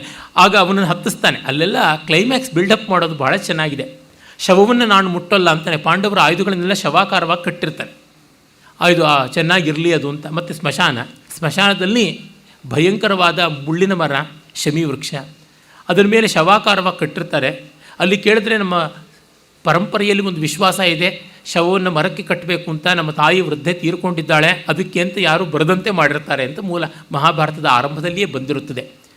ಆಮೇಲೆ ಅದನ್ನು ಬಿಡಿಸಿ ಆಯುಧಗಳನ್ನು ತೋರ್ಪಡಿಸಿ ತನ್ನ ಗಾಂಡೀವ ಮತ್ತು ಅಕ್ಷಯ ತೂಡೀರಾದಿಗಳನ್ನು, ದೇವದತ್ತ ಶಂಖವನ್ನೆಲ್ಲ ತೆಗೆಸಿಕೊಂಡು, ಮತ್ತು ನೀನೇ ಅರ್ಜುನ ಅನ್ನೋದಕ್ಕೆ ಏನು ಪ್ರೂಫ್ ಅಂದರೆ ಒಂದೊಂದು ಆಯುಧಗಳು ಅದರ ಮೇಲಿರುವ ವಿಶಿಷ್ಟ ಪಾಂಡವರ ಗುರುತುಗಳು, ಅದನ್ನೆಲ್ಲ ತೋರ್ಪಡಿಸ್ತಾನೆ ಅಂತ ಬರುತ್ತದೆ. ಇಲ್ಲಿ ಒಂದು ಮಾತನ್ನು ಹೇಳಬೇಕು. ಇರಾವತಿ ಕರ್ವೆ ಅವರು ಈ ಸಂದರ್ಭವನ್ನು ವರ್ಣಿಸ್ತಾ, ಆಗ ಮಹಾಭಾರತ ಕಾಲದಲ್ಲಿ ಲಿಪಿ ಇರಲಿಲ್ಲ, ಆ ಆಯುಧಗಳ ಮೇಲೆ ಇವರುಗಳ ಹೆಸರಿರಲಿಲ್ಲ, ಗುರುತುಗಳಿದ್ವು, ಅದರಿಂದ ಪಾಂಡವರದು ಅಂತ ಗೊತ್ತಾಗ್ತಾ ಇತ್ತು. ಹೀಗಾಗಿ ಲಿಪಿ ಇರಲಿಲ್ಲ ಮಹಾಭಾರತದ ಕಾಲಕ್ಕೆ ಅಂತ ಊಹೇನೋ ಮಾಡಿದ್ದಾರೆ, ಶ್ಲಾಘ್ಯ. ಆದರೆ ಮಹಾಭಾರತಕ್ಕಿಂತ ಪ್ರಾಚೀನವಾದ ಕಾಲ, ವೇದಾಂಗಗಳ ರೂಪುಗೊಳ್ಳುವ ಕಾಲದಲ್ಲಿಯೇ ಛಂದಸ್ಸು, ವ್ಯಾಕರಣ, ಜ್ಯೋತಿಷ ಇವುಗಳೆಲ್ಲ ಬೆಳೀಬೇಕು ಅಂದರೆ ಲಿಪಿ ಸಂಕೇತ ಇಲ್ಲದೆ ಸಾಧ್ಯವ. Can we develop mathematics without script? ದೊಡ್ಡ ದೊಡ್ಡ ಯಾಗಗಳನ್ನು ಮಾಡ್ತಾಯಿದ್ರು ಮಹಾಭಾರತ ಕಾಲದಲ್ಲಿ ಅಂತ ಗೊತ್ತಾಗುತ್ತೆ. ಯಜ್ಞಕುಂಡಗಳನ್ನು ಹೇಗೆ ಮಾಡಬೇಕು ಅಂತ ಗೊತ್ತಾಗುತ್ತದೆ. ಅದಕ್ಕಾಗಿ ಶಿಲ್ಪಸೂತ್ರಾಯಗಳು ಬಂದದ್ದು. ಅಂದರೆ ಒಂದು ದಿಕ್ಕಿನಲ್ಲಿ ತಮ್ಮದೇನೋ ಬುದ್ಧಿವಂತಿಕೆ ಹೆಚ್ಚಿದೆ ಅಂತ ತೋರಿಸೋ ಭರದಲ್ಲಿ ಯಾವ್ಯಾವುದೋ ಊಹೆಗಳನ್ನು ಮಾಡಿದ್ರೆ ಅಂಥ ಒಳ್ಳೆಯ ಸೋಷಿಯಾಲಜಿಸ್ಟ್, ಆಂಥ್ರೋಪಾಲಜಿಸ್ಟ್ ಆದ ಇರಾವತಿ ಕರ್ವೆ ಅವರು ಹೇಗೆ ಬೇಸ್ತು ಬೀಳ್ತಾರೆ ಅಂತ. ಈ ಥರದ್ದು ಎಷ್ಟೋ ಅವಿವೇಕಗಳು ನಮ್ಮ ಆಧುನಿಕ ಪಂಡಿತಮ್ಮನ್ಯರು ಎಷ್ಟೋ ಜನ ಮಾಡ್ತಾರೆ, ಕೆಲವೊಮ್ಮೆ ಪಂಡಿತರು ಮಾಡ್ತಾರೆ. ಇದು ಏನು ಮಾಡೋದಕ್ಕಾಗುತ್ತೆ? ಸನಾತನ ಧರ್ಮದ ಬಗ್ಗೆ, ಭಾರತೀಯ ಪರಂಪರೆ ಬಗ್ಗೆ ಎಲ್ಲರೂ ಕೂಡ ಶರಾಗಳನ್ನು, ತೀರ್ಮಾನಗಳನ್ನು, ತೀರ್ಪುಗಳನ್ನು ಬರಿತಾ ಇರೋರೇನೆ. ವಸ್ತುಸ್ಥಿತಿಯಲ್ಲಿ ಅದು ಅಯುಕ್ತ. ಮಹಾಭಾರತದ ಕಾಲಕ್ಕಾಗಲೇ ಚೆನ್ನಾಗಿ ಲಿಪಿಯ ತಿಳುವಳಿಕೆ ಇತ್ತು ಅನ್ನೋದಕ್ಕೆ ಒಳ್ಳೆಯ ಆಧಾರಗಳು ಸಿಗುತ್ತವೆ. ಸ್ವಯಂ ವೇದ ಸಂಹಿತೆಗಳಲ್ಲಿಯೇ ನಮಗೆ ಗೊತ್ತಾಗುತ್ತದೆ. ಎಣಿಕೆ ಇತ್ಯಾದಿಗಳು ನಡೀತಾ ಇತ್ತು, ಎಲ್ಲಿವರೆಗೂ ನಡೀತಾ ಇತ್ತು?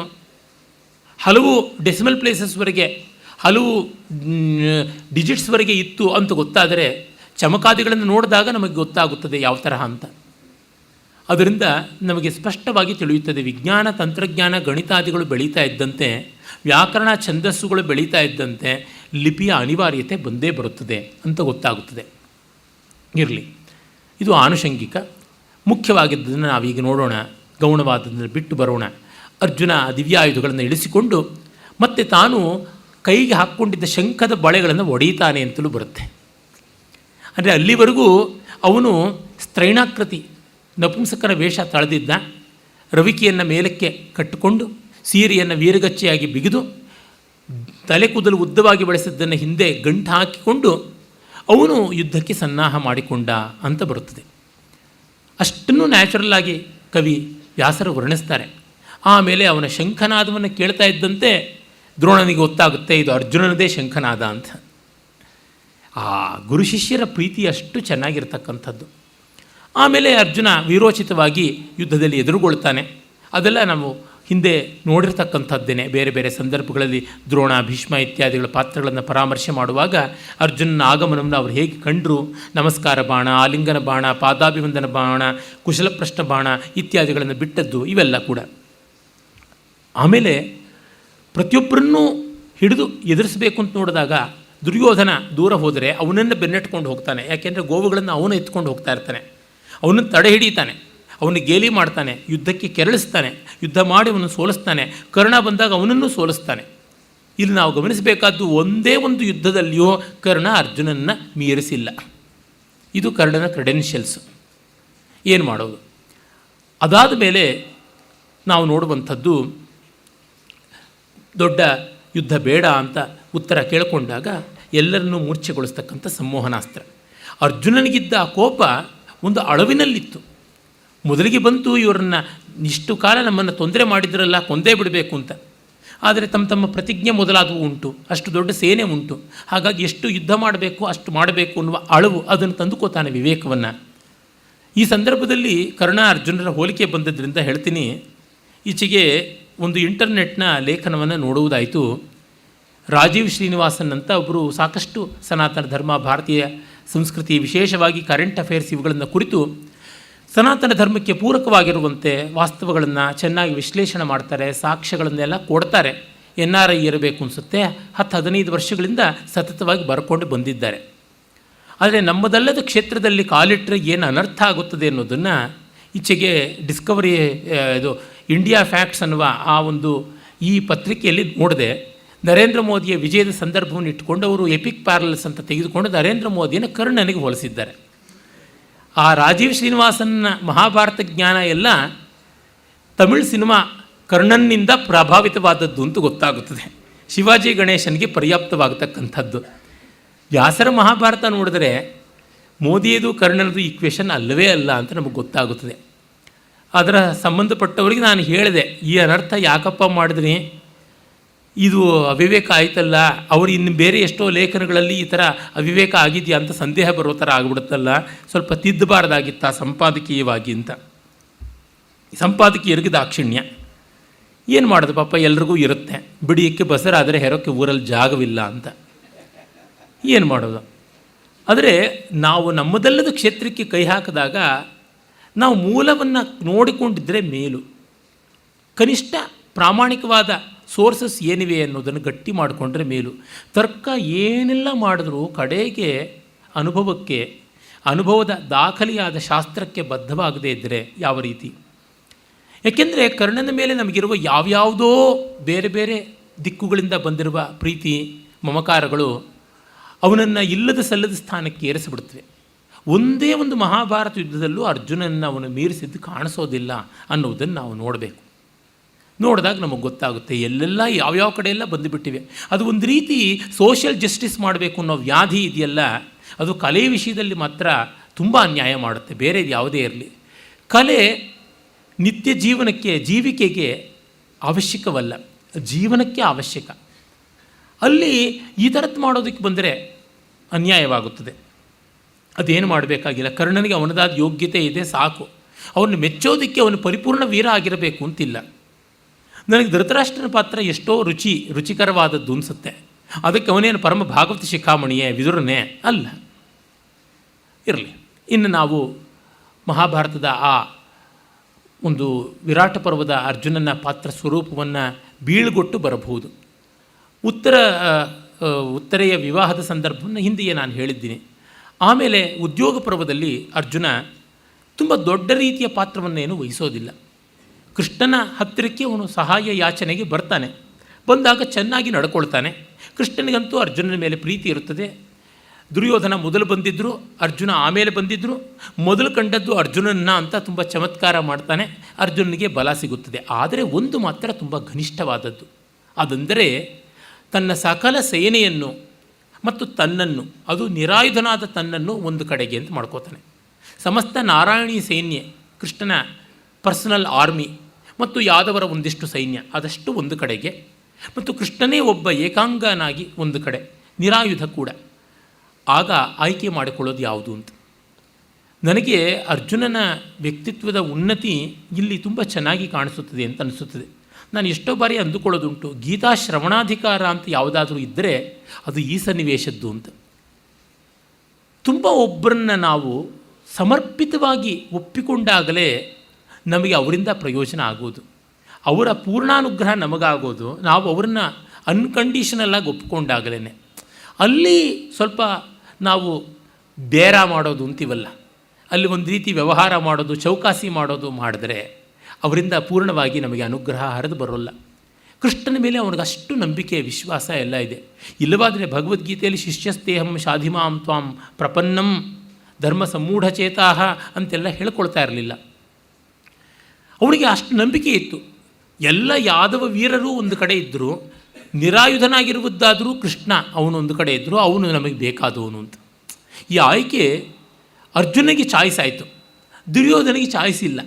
ನಮಗೆ ಚಾಯ್ಸ್ ಇಲ್ಲದೆ ಇದ್ದಾಗ ಗೊಣಕ್ಕೊಂಡಾದರೂ ಒಪ್ಕೊಳ್ತೀವಿ. ಚಾಯ್ಸ್ ಮಾಡಬೇಕಾದ್ರೆ ವಿವೇಕ ತುಂಬ ಮುಖ್ಯ, ಬಹಳ ಕಷ್ಟವಾಗುತ್ತದೆ.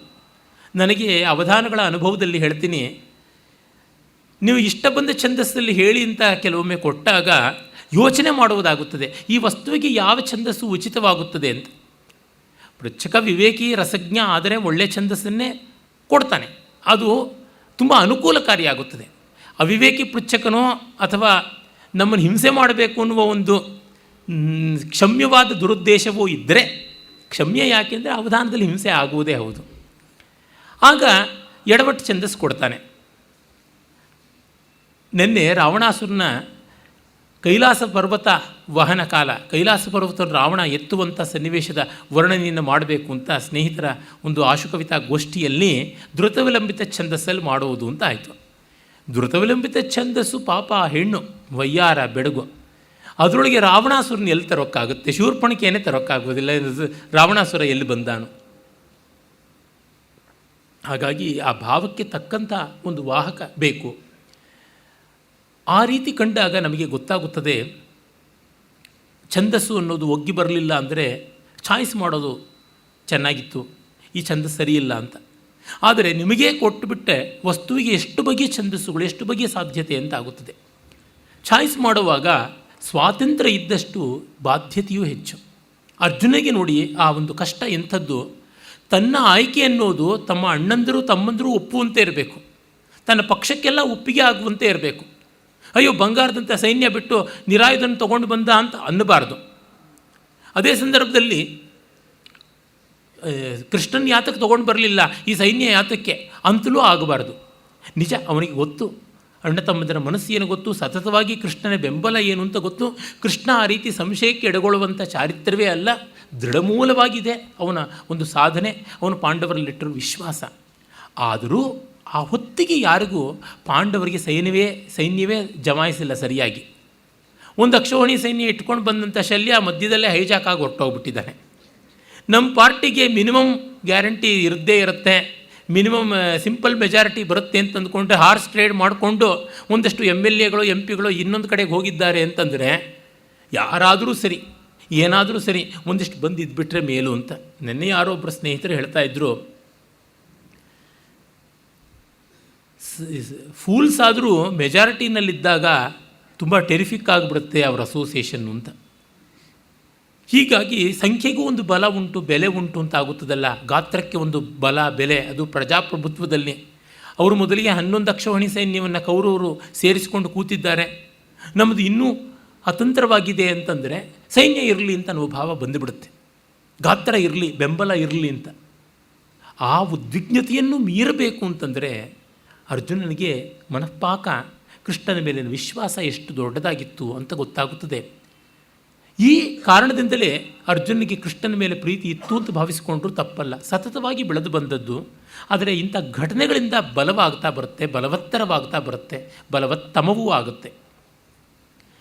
ಆಮೇಲೆ ಕೃಷ್ಣನಿಗೆ ಇವನು ಕೇಳ್ಕೋತಾನೆ ಸಾರಥ್ಯವನ್ನು ಮಾಡಬೇಕು ಅಂತ. ನೋಡಿ, ಅವನಿಗೆ ಕೃಷ್ಣನನ್ನು ತನ್ನ ಜೊತೆಯಲ್ಲಿಯೇ ಇಟ್ಕೊಳ್ಬೇಕು ಅಂತ ಸಾನ್ನಿಹಿತ್ಯ ತುಂಬ ಮುಖ್ಯ. ಕೃಷ್ಣ ಯಾವುದನ್ನು ಚೆನ್ನಾಗಿ ಮಾಡಬಲ್ಲ, ಆದರೆ ಕೃಷ್ಣ ನನಗೆ ಬೇಕು, ಅವನು ನನ್ನ ಜೊತೆಗಿದ್ದರೆ ಏನೂ ಆಗಬಹುದು, ಏನು ಮಾಡಿದ್ರೂ ಪರವಾಗಿಲ್ಲ ಅಂತ. ಒಬ್ಬ ವ್ಯಕ್ತಿ ಯಾವತ್ತೂ ಇನ್ನೊಬ್ಬ ವ್ಯಕ್ತಿಯ ಜೊತೆಯಲ್ಲಿದ್ದರೆ ಎಲ್ಲವೂ ಇದ್ದಂತೆ ಅಂತ ಭಾವಿಸಿಕೊಳ್ತಾನೋ ಅವನು ನಿಜವಾದ ಜೊತೆಗಾರ. ಅದಕ್ಕಿಂತ ಇನ್ಯಾವುದು ಬೇಕಾಗಿಲ್ಲ. ಅಂದರೆ ಕಂಪ್ಯಾನಿಯನ್ಶಿಪ್ ಅಂತ ಈ ಕಾಲದಲ್ಲಿ ತುಂಬ ದೊಡ್ಡ ರೀತಿಯಲ್ಲಿ ಈ ಪದವನ್ನು ಅನೇಕತ್ರ ಬಳಸ್ತಾರೆ. ಆ ಕಂಪ್ಯಾನಿಯನ್ಶಿಪ್ ಇಂಥದ್ದು. ಅರ್ಜುನನಿಗೆ ಆ ಒಂದು ಬಲ ಬಂತು. ಅದು ಬಿಟ್ಟು ಇನ್ನು ಯಾವ್ಯಾವುದೋ ಬೇಕು ಅಂತ ಮಾಡಿಕೊಂಡು ಕೂಡಾವಳಿಗಳು ಗಟ್ಟಿಯಾಗಿ ನಿಲ್ಲುವಂಥವಲ್ಲ. ಅದೊಂದಿದ್ದರೆ ಇನ್ನು ಮಿಕ್ಕವೆಲ್ಲವೂ ಬರ್ತವೆ, ಅದಿಲ್ಲದೇ ಇದ್ದರೆ ಮಿಕ್ಕೆಲ್ಲವೂ ಇದ್ದರೂ ಇಲ್ಲದಂತೆ. ಅರ್ಜುನನಿಗೆ ಕೃಷ್ಣನ ಆ ಒಂದು ರಥದಲ್ಲಿ ಸಾನ್ನಿಹಿತ್ಯವೇ ತುಂಬ ದೊಡ್ಡ ಬಲವಾಯಿತು. ನೋಡಿ, ಸತತವಾಗಿ ಕೃಷ್ಣ ಅವನಿಗೆ ಮಾರ್ಗದರ್ಶನ ಮಾಡ್ತಾ ಬಂದ. ಇನ್ನು ಮಿಕ್ಕ ವೀರ ಯೋಧರ ಎಷ್ಟು ಜನ ರಥಿಕರು ಸಾರಥಿಗಳನ್ನು ಕಳ್ಕೊಂಡ್ರು. ಆ ಕಡೆ ಈ ಕಡೆ ಎರಡೂ ಕಡೆನೂ ಮತ್ತೆ ಮಹಾಭಾರತ ಯುದ್ಧದಲ್ಲಿ ಬರ್ತದೆ. ಬೇಸರ ಆಗುವಷ್ಟು ಬಾರಿ ಬರ್ತದೆ. ಆ ಒಂದು ರಥದ ಸಾರಥಿಯನ್ನು ಕೊಂದರು, ಈ ಒಂದು ರಥದ ಸಾರಥಿಯನ್ನು ಕೊಂದರು, ಕುದುರೆಗಳನ್ನು ಕೊಂದರು ಅಂತ. ಆದರೆ ಅರ್ಜುನನ ರಥ, ಸಾರಥಿ, ಅಶ್ವ ಯಾವುದು ಕೂಡ ಚಿಕ್ಕ ಚೆದರದೇ ಇತ್ತು ಅಂತ ಗೊತ್ತಾಗುತ್ತದೆ. ಕೃಷ್ಣನ ಕೌಶಲ ಮತ್ತು ಅರ್ಜುನನ ಆಯ್ಕೆ. ಕೃಷ್ಣನ ಪಾತ್ರದಲ್ಲಿ ಇನ್ನಷ್ಟು ಅದನ್ನು ನೋಡೋಣ ನಾವು. ಆಮೇಲೆ ನಾವು ಅರ್ಜುನನ್ನು ಕಾಣುವುದು ಕೃಷ್ಣ ಉಪಪ್ಲವ್ಯಕ್ಕೆ ಬಂದು ಪಾಂಡವ ದೂತನಾಗಿ ಕೌರವರ ಕಡೆಗೆ ಹೋಗುವಾಗ ಎಲ್ಲರ ಅಭಿಪ್ರಾಯವನ್ನು ಕೇಳ್ತಾನೆ. ಆಗ ಅರ್ಜುನನ ಅಭಿಪ್ರಾಯವನ್ನು ಕೇಳ್ತಾನೆ. ಅರ್ಜುನನ ಅಭಿಪ್ರಾಯವನ್ನು ಕೇಳಿದಾಗ ಕೃಷ್ಣ ಕೇಳಿದಾಗ ಅರ್ಜುನ ಯುದ್ಧ ಬೇಡ, ಶಾಂತಿಯೇ ಇರಲಿ ಎನ್ನುವ ಮಾತನ್ನು ಹೇಳ್ತಾನೆ. ಒಂದಿಷ್ಟು ಸುತ್ತಿ ಬಳಸಿ ಧರ್ಮರಾಜನ ಕ್ಲೈಬ್ಯವನ್ನು ಅಷ್ಟಿಷ್ಟು ಚುಚ್ಚುತ್ತಾನೆ. ಆದರೂ ಅದು ತುಂಬ ಅಲ್ಪ. ಅದಕ್ಕೆ ಕಾರಣ ಏನಿದ್ದಿರಬಹುದು? ನಾನು ಮೊನ್ನೆಯೇ ನಿವೇದನೆ ಮಾಡಿಕೊಂಡಂತೆ ಅರ್ಜುನ ಪಾತ್ರದ ಪೀಠಿಕೆಯಾಗಿ ಅವನು ಎಷ್ಟೋ ಕಡೆ ಧರ್ಮರಾಜನಂತೆ, ಇನ್ನು ಕೆಲವು ಕಡೆ ಭೀಮನಂತೆ ವರ್ತಿಸ್ತಾನೆ ಅಂತ. ಧರ್ಮರಾಜನ ತರಹ ಶಾಂತಿಯನ್ನೇ ಬೇಕು ಅಂತ ಬಯಸ್ತಾನೆ. ಆಮೇಲೆ ಯುದ್ಧ ಬಂದಾಗ ಭೀಮನಂತೆ ಯುದ್ಧಕ್ಕೂ ಸನ್ನದ್ಧವನಾಗ್ತಾನೆ. ಆದರೆ ಪ್ರಾಯಿಕವಾಗಿ ಅವನಿಗೆ ಶಾಂತಿ ಕಾಲದಲ್ಲಿ ಧರ್ಮರಾಜನಂತೆಯೇ ದೃಷ್ಟಿ.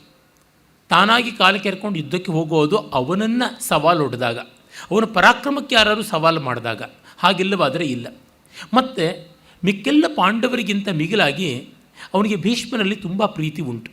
ಧರ್ಮರಾಜನಿಗೆ ಎಲ್ಲರ ಬಗ್ಗೆ ಗೌರವ ಉಂಟು, ಆದರೆ ಅರ್ಜುನನಿಗೆ ಭೀಷ್ಮನ ಮೇಲೆ ಬಹಳ ಪ್ರೀತಿ ಉಂಟು. ಅವನನ್ನು ಮಡಿಲಿಗೇರಿಸಿಕೊಂಡು ಬೆನ್ನು ತಟ್ಟಿ ಲಾಲಿಸಿದ್ರು ಅನ್ನುವುದನ್ನು ಮತ್ತೆ ಮರುಕಳಿಸ್ಕೊಳ್ತಾ ಇರ್ತಾನೆ. ಈ ಎಲ್ಲ ಕಾರಣಗಳು ಇದ್ದಿರಬೇಕು. ಮತ್ತು ಉತ್ತರ ಗೋಗ್ರಹಣದಲ್ಲಿ ಒಮ್ಮೆ ಅವನ ಕೋಪ ಪರಾಕ್ರಮ ರೂಪದಿಂದ, ಯುದ್ಧ ರೂಪದಿಂದ ಹೊರಗೆ ಬಂದಿದೆ. ಹಾಗೆ ಬಂದ ಮೇಲೆ ಪ್ರೆಷರ್ ಕಡಿಮೆ ಆಗುತ್ತೆ. ತುಂಬ ಭಾಷಣಕಾರರು ಅನೇಕ ಗ್ರಂಥಗಳನ್ನು ಬರೆಯೋಲ್ಲ. ಯಾಕೆಂದರೆ ಹೇಳಬೇಕಾದದ್ದನ್ನು ಮಾತಿನಲ್ಲೇ ಹೇಳಿ ತೀರಿಸ್ಕೊಂಡು ಬಿಟ್ಟಿರ್ತಾರೆ ತೆವಲನ್ನು. ಪ್ರೆಷರ್ ಇಳಿದೋಗಿರುತ್ತೆ. ಹಾಗಾಗಿ ಬರವಣಿಗೆ ಮಾಡೋಲ್ಲ. ಓದು ಬರಹಕ್ಕೆ ಶತ್ರು, ಮಾತು ಬರಹಕ್ಕೆ ಶತ್ರು ಅಂತ ತೀನಂಶ್ರೀಯವರ ಗಾದೆ ಉಂಟು. ಆ ರೀತಿಯಾಗಿ ಆಗುತ್ತದೆ. ಅರ್ಜುನನಿಗೆ ಸ್ವಲ್ಪ ಹಾಗೂ ಆಗಿದ್ದಿರಬೇಕು ಅಂತ ಅನಿಸುತ್ತದೆ. ಆಮೇಲೆ ನಾವು ಮಹಾಭಾರತ ಯುದ್ಧದಲ್ಲಿಯೇ ಅರ್ಜುನನನ್ನು ಕಾಣತಕ್ಕಂಥದ್ದು. ಮತ್ತು ಇನ್ನೆಲ್ಲೂ ನಾವು ನೋಡೋಲ್ಲ. ನಮಗೆ ಗೊತ್ತಿದೆ ಭಗವದ್ಗೀತೆಯ ಹಿನ್ನೆಲೆ ಎಂಥದ್ದು ಅಂತ. ಆ ಇಡೀ ಭಗವದ್ಗೀತೆ ಸನ್ನಿವೇಶವೇ ತುಂಬ ಅದ್ಭುತವಾದದ್ದು, ನಾಟಕೀಯವಾದದ್ದು. ಅರ್ಜುನನಿಗೆ ಆದಂಥ ಒಂದು ಚಿತ್ತ ವೈಕ್ಲವ್ಯ, ಗಾಂಡೀವಂ ಸಂಸದೆಯ ಹಸ್ತಾತ್ ಸೀದಂತೀವ ಗಾತ್ರಾಣಿ ಎಲ್ಲ ಹೇಳ್ತಾ ಬರ್ತಾನೆ. ಅದಷ್ಟು ಕೂಡ ಮನಸ್ಸಿರುವ ವ್ಯಕ್ತಿಗೆ ಆಗ್ತಕ್ಕಂಥದ್ದು. ಬಲ ಇದ್ದರೂ ಬೇರೆ ಬೇರೆ ಭಾವನೆಗಳಿಗೆ ವಿವಶನಾದಾಗ ವ್ಯಕ್ತಿಯಲ್ಲಿ ಬರತಕ್ಕಂಥದ್ದು. ಅರ್ಜುನನ ಆ ಎಲ್ಲ ವರ್ತನೆಗಳು ಕೂಡ ತುಂಬ ಸಹಜವಾದದ್ದು. ಮತ್ತು ಅವನ ಕಾಳಜಿಗಳು ಕೂಡ ಅದನ್ನು ತುಂಬ ಪಕ್ಕಕ್ಕೆ ತಳ್ಳಿ ಹಾಕಿಬಿಡುವಂಥವು ಅಲ್ಲ. ಆದರೆ ಅವನು ಒಂದನ್ನು ಯೋಚನೆ ಮಾಡಲಿಲ್ಲ. ಸಂಸ್ಕೃತಿ ಪ್ರಕೃತಿಯನ್ನು ಮೀರಿಸುತ್ತದೆ ಅಂತ ಅಂದುಕೊಂಡ್ಬಿಟ್ಟ. ಅಲ್ಲ, ನಾವು ಏನೇ ಎಷ್ಟೇ ರೆಕ್ಕೆ ಪುಕ್ಕ ಕಟ್ಟಿಕೊಂಡು ಆಕಾಶದಲ್ಲಿ ಹಾರಾಡಿದ್ರೂ ನೆಲಕ್ಕೆ ಬರಬೇಕು, ಬೇರೆ ದಾರಿಯೇ ಇಲ್ಲ. ಸಿದ್ಧಿ ಬೇರೆ, ಪ್ರಭಾವ ಬೇರೆ ಅಂತ ದೇವಳೂರು ಬರೀತಾರಲ್ಲ. ನೀರು ಇದ್ದಲ್ಲಿ ನೀರಿನಲ್ಲಿ ಮೀನು ಈಜತಕ್ಕಂಥದ್ದು ಪ್ರಭಾವ. ಆದರೆ ನಾವು ತೇಲುಗುಂಬಳ ಕಟ್ಟಿಕೊಂಡು ಅಥವಾ ಆಕ್ಸಿಜನ್ ಸಿಲಿಂಡ್ರನ್ನ ಬೆನ್ನಕ್ಕೆ ಕಟ್ಟಿಕೊಂಡು ನೀರೊಳಗೆ ಈಜಾಡಿದ್ರೆ ಆಗ ಅದು ನಮಗೆ ಸಿದ್ಧಿ. ಸಿದ್ಧಿ ಸ್ವಲ್ಪ ಕಾಲದ್ದು, ಸ್ವಲ್ಪ ಜನಕ್ಕೆ. ಪ್ರಭಾವ ಆ ಜಾತಿ ಸಮಸ್ತಕ್ಕೂ ಸರ್ವಕಾಲಕ್ಕೂ ಕೂಡ ಬಂದು ಒದಗತಕ್ಕಂಥದ್ದು.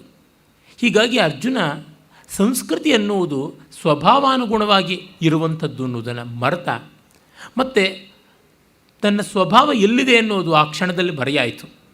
ತನ್ನೆಲ್ಲ ಶಿಕ್ಷಿತವಾದ ಪದ್ಧತಿಗಳು ರೂಢಿಯನ್ನು ಮರೆಸುತ್ತವೆ ಅಂತ ಅಂದುಕೊಂಡ.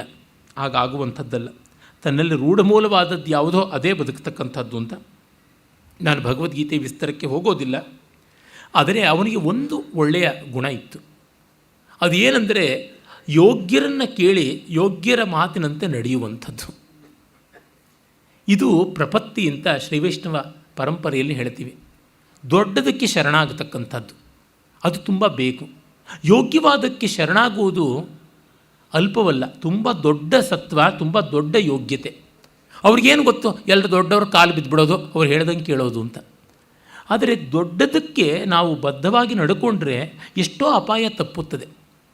ಎಲ್ಲವನ್ನೂ ಸೆಲ್ಫ್ ಟಾಟ್ ಆಗಿಯೇ ಸ್ವಯಮಾಚಾರ್ಯನಾಗಿಯೇ ಕಲಿಬೇಕು ಅಂತೇನೂ ಇಲ್ಲ. ಕಲಿಯುವ ಅವಶ್ಯಕತೆಯೂ ಇರೋದಿಲ್ಲ. ಕಲಿತವರಿಂದ ನಾವು ಸ್ವೀಕರಿಸಿದರೆ ಸಾಕಾಗುತ್ತದೆ. ಪ್ರಪಂಚ ಬೆಳೆದಿರೋದೇ 3 ವೀಸೆ ಆ ರೀತಿಯಾಗಿ. ಹೀಗಾಗಿ ಅರ್ಜುನ ಕೃಷ್ಣನನ್ನು ಕೇಳಿಕೊಂಡ. ನೋಡಿ, ಈ ಥರದ್ದೇ ಧರ್ಮ ಕರ್ಮ ಸಮ್ಮೂಢತ್ವ ಹ್ಯಾಮ್ಲೆಟ್ಟಿಗೂ ಬಂದಿತ್ತು. ಆದರೆ ಹ್ಯಾಮ್ಲೆಟ್ಟಿಗೆ ಕೃಷ್ಣಂತವನು ಸಿಕ್ಕಲಿಲ್ಲ. ಸಿಕ್ಕಿದರೆ ಅವನಿಗೆ ಶರಣಾಗೋದಕ್ಕೆ ಆಗ್ತಾ ಇತ್ತೋ ಏನೋ. ಅವನ ಸ್ನೇಹಿತ ಸಿಕ್ಕವನು ಹೊರೇಶಿಯೋ ಪಾಪ ಅಂಥ ಯಾವುದೂ ಬುದ್ಧಿ ವಿವೇಕ ಭಾವಗಳಲ್ಲಿ ದೊಡ್ಡವನಲ್ಲ. ದುರ್ದೈವ ಏನಂದರೆ ಹ್ಯಾಮ್ಲೆಟ್ಗೆ ಆ ಒಂದು ಇಡೀ ಚೌಕಟ್ಟಿನಲ್ಲಿ ಅವನಿಗಿಂತ ಮೇಲ್ಮಟ್ಟದ ಭಾವ ಸಮೃದ್ಧಿಯನ್ನು, ಬಲ ಸಮೃದ್ಧಿಯನ್ನು ಇಟ್ಟುಕೊಂಡವರಿಲ್ಲ. ಎ ಗ್ರೇಟರ್ ವಿಷನ್ರಿ ಯಾರೂ ಇರಲಿಲ್ಲ. ಹಾಗಾಗಿ ಅವನು ಅಸಹಾಯಕನಾಗಿ ಅದೇ ರೀತಿ to be or not to be ಎನ್ನುವ ದ್ವಂದ್ವದಲ್ಲಿಯೇ ಇದ್ದ. ಕೊನೆಗೆ ಹಾಗೇ ಹೋಗಿದ್ದೂ ಆಯಿತು. ಅರ್ಜುನನಿಗೆ ಕೃಷ್ಣನಂತವನು ದಕ್ಕದ, ಅದು ಅವನು ಪುಣ್ಯ. ಮತ್ತು ಕೃಷ್ಣನನ್ನು ಯೋಗ್ಯ ಅಂತ ಭಾವಿಸಿ ಅವನಿಗೆ ಶರಣಾದ, ಅದು ಇವನ ಪರಿಪಾಕ. ದೊಡ್ಡದು ನಾವು ಇಟ್ಟುಕೊಳ್ಳಬೇಕಾದದ್ದು. ಅಭಿಜಾತತೆಯನ್ನು ಗೌರವಿಸುವುದು ಅನ್ನೋದು ಇಲ್ಲಿ ಗೊತ್ತಾಗುತ್ತದೆ. ಕ್ಲಾಸಿಕಲ್ ಅನ್ನುವುದಕ್ಕಿರುವ ಘನತೆ ಇಂಥದ್ದು ಅನ್ನೋದು ಮತ್ತೆ ಮತ್ತೆ ನಮಗೆ ತಿಳಿಯುತ್ತದೆ. ಮಾಸ್ತಿಯವರ ವ್ಯಕ್ತಿತ್ವವನ್ನು ನೆನೆದಾಗ ಅಷ್ಟು ಚೆನ್ನಾಗಿ ಅನಿಸುತ್ತದೆ. ಅವರು ದಿನವೂ ಕೂಡ ವಾಲ್ಮೀಕಿ ರಾಮಾಯಣವನ್ನು ಪಾರಾಯಣ ಮಾಡ್ತಾಯಿದ್ರು. ಆದರೆ ಅವರ ಪಾರಾಯಣ ಒಂದೇ ಒಂದು ಸ್ವಲ್ಪ ಮಟ್ಟಿಗೂ ಕೂಡ ರಾಮಾಯಣ ವಾಸ್ತವವಾಗಿ ನಡೆದಿದ್ದರೆ ಹನುಮಂತ ಈಜ್ಕೊಂಡೇ ಹೋಗಬೇಕಾಗಿತ್ತೇ ಹೊರತು ಹಾರಿಕೊಂಡು ಹೋಗೋಕ್ಕಾಗ್ತಿರಲಿಲ್ಲ ಅನ್ನೋದನ್ನು ನಿರಾಕರಿಸಲಿಲ್ಲ. ಮತ್ತು ಅವರು ಹೇಳ್ತಾರೆ, ಈ ನಾಮ ಇವುಗಳೆಲ್ಲ ನಮಗೆ ಒಂದು ರಕ್ಷಣೆಗಳು ಅಂತ. ದೊಡ್ಡದಕ್ಕೆ ಗೌರವ ತೋರಿಸಿ ಶರಣಾಗತರಾದರೆ ಆ ದೊಡ್ಡದು ನಮ್ಮನ್ನು ಮತ್ತೆ ಕಾಡೋದಿಲ್ಲ ಅಂತ. ದೊಡ್ಡದು ನಮ್ಮನ್ನು ಕಾಡಿ ಕಿತ್ತು ತಿನ್ನೋದು ಶುರು ಮಾಡಿದ್ರೆ ಗತಿ ಏನೋ. ಪೂತಿ ನರಸಿಂಹಾಚಾರ್ಯರು ಅದನ್ನೇ ಹೇಳ್ತಾರೆ.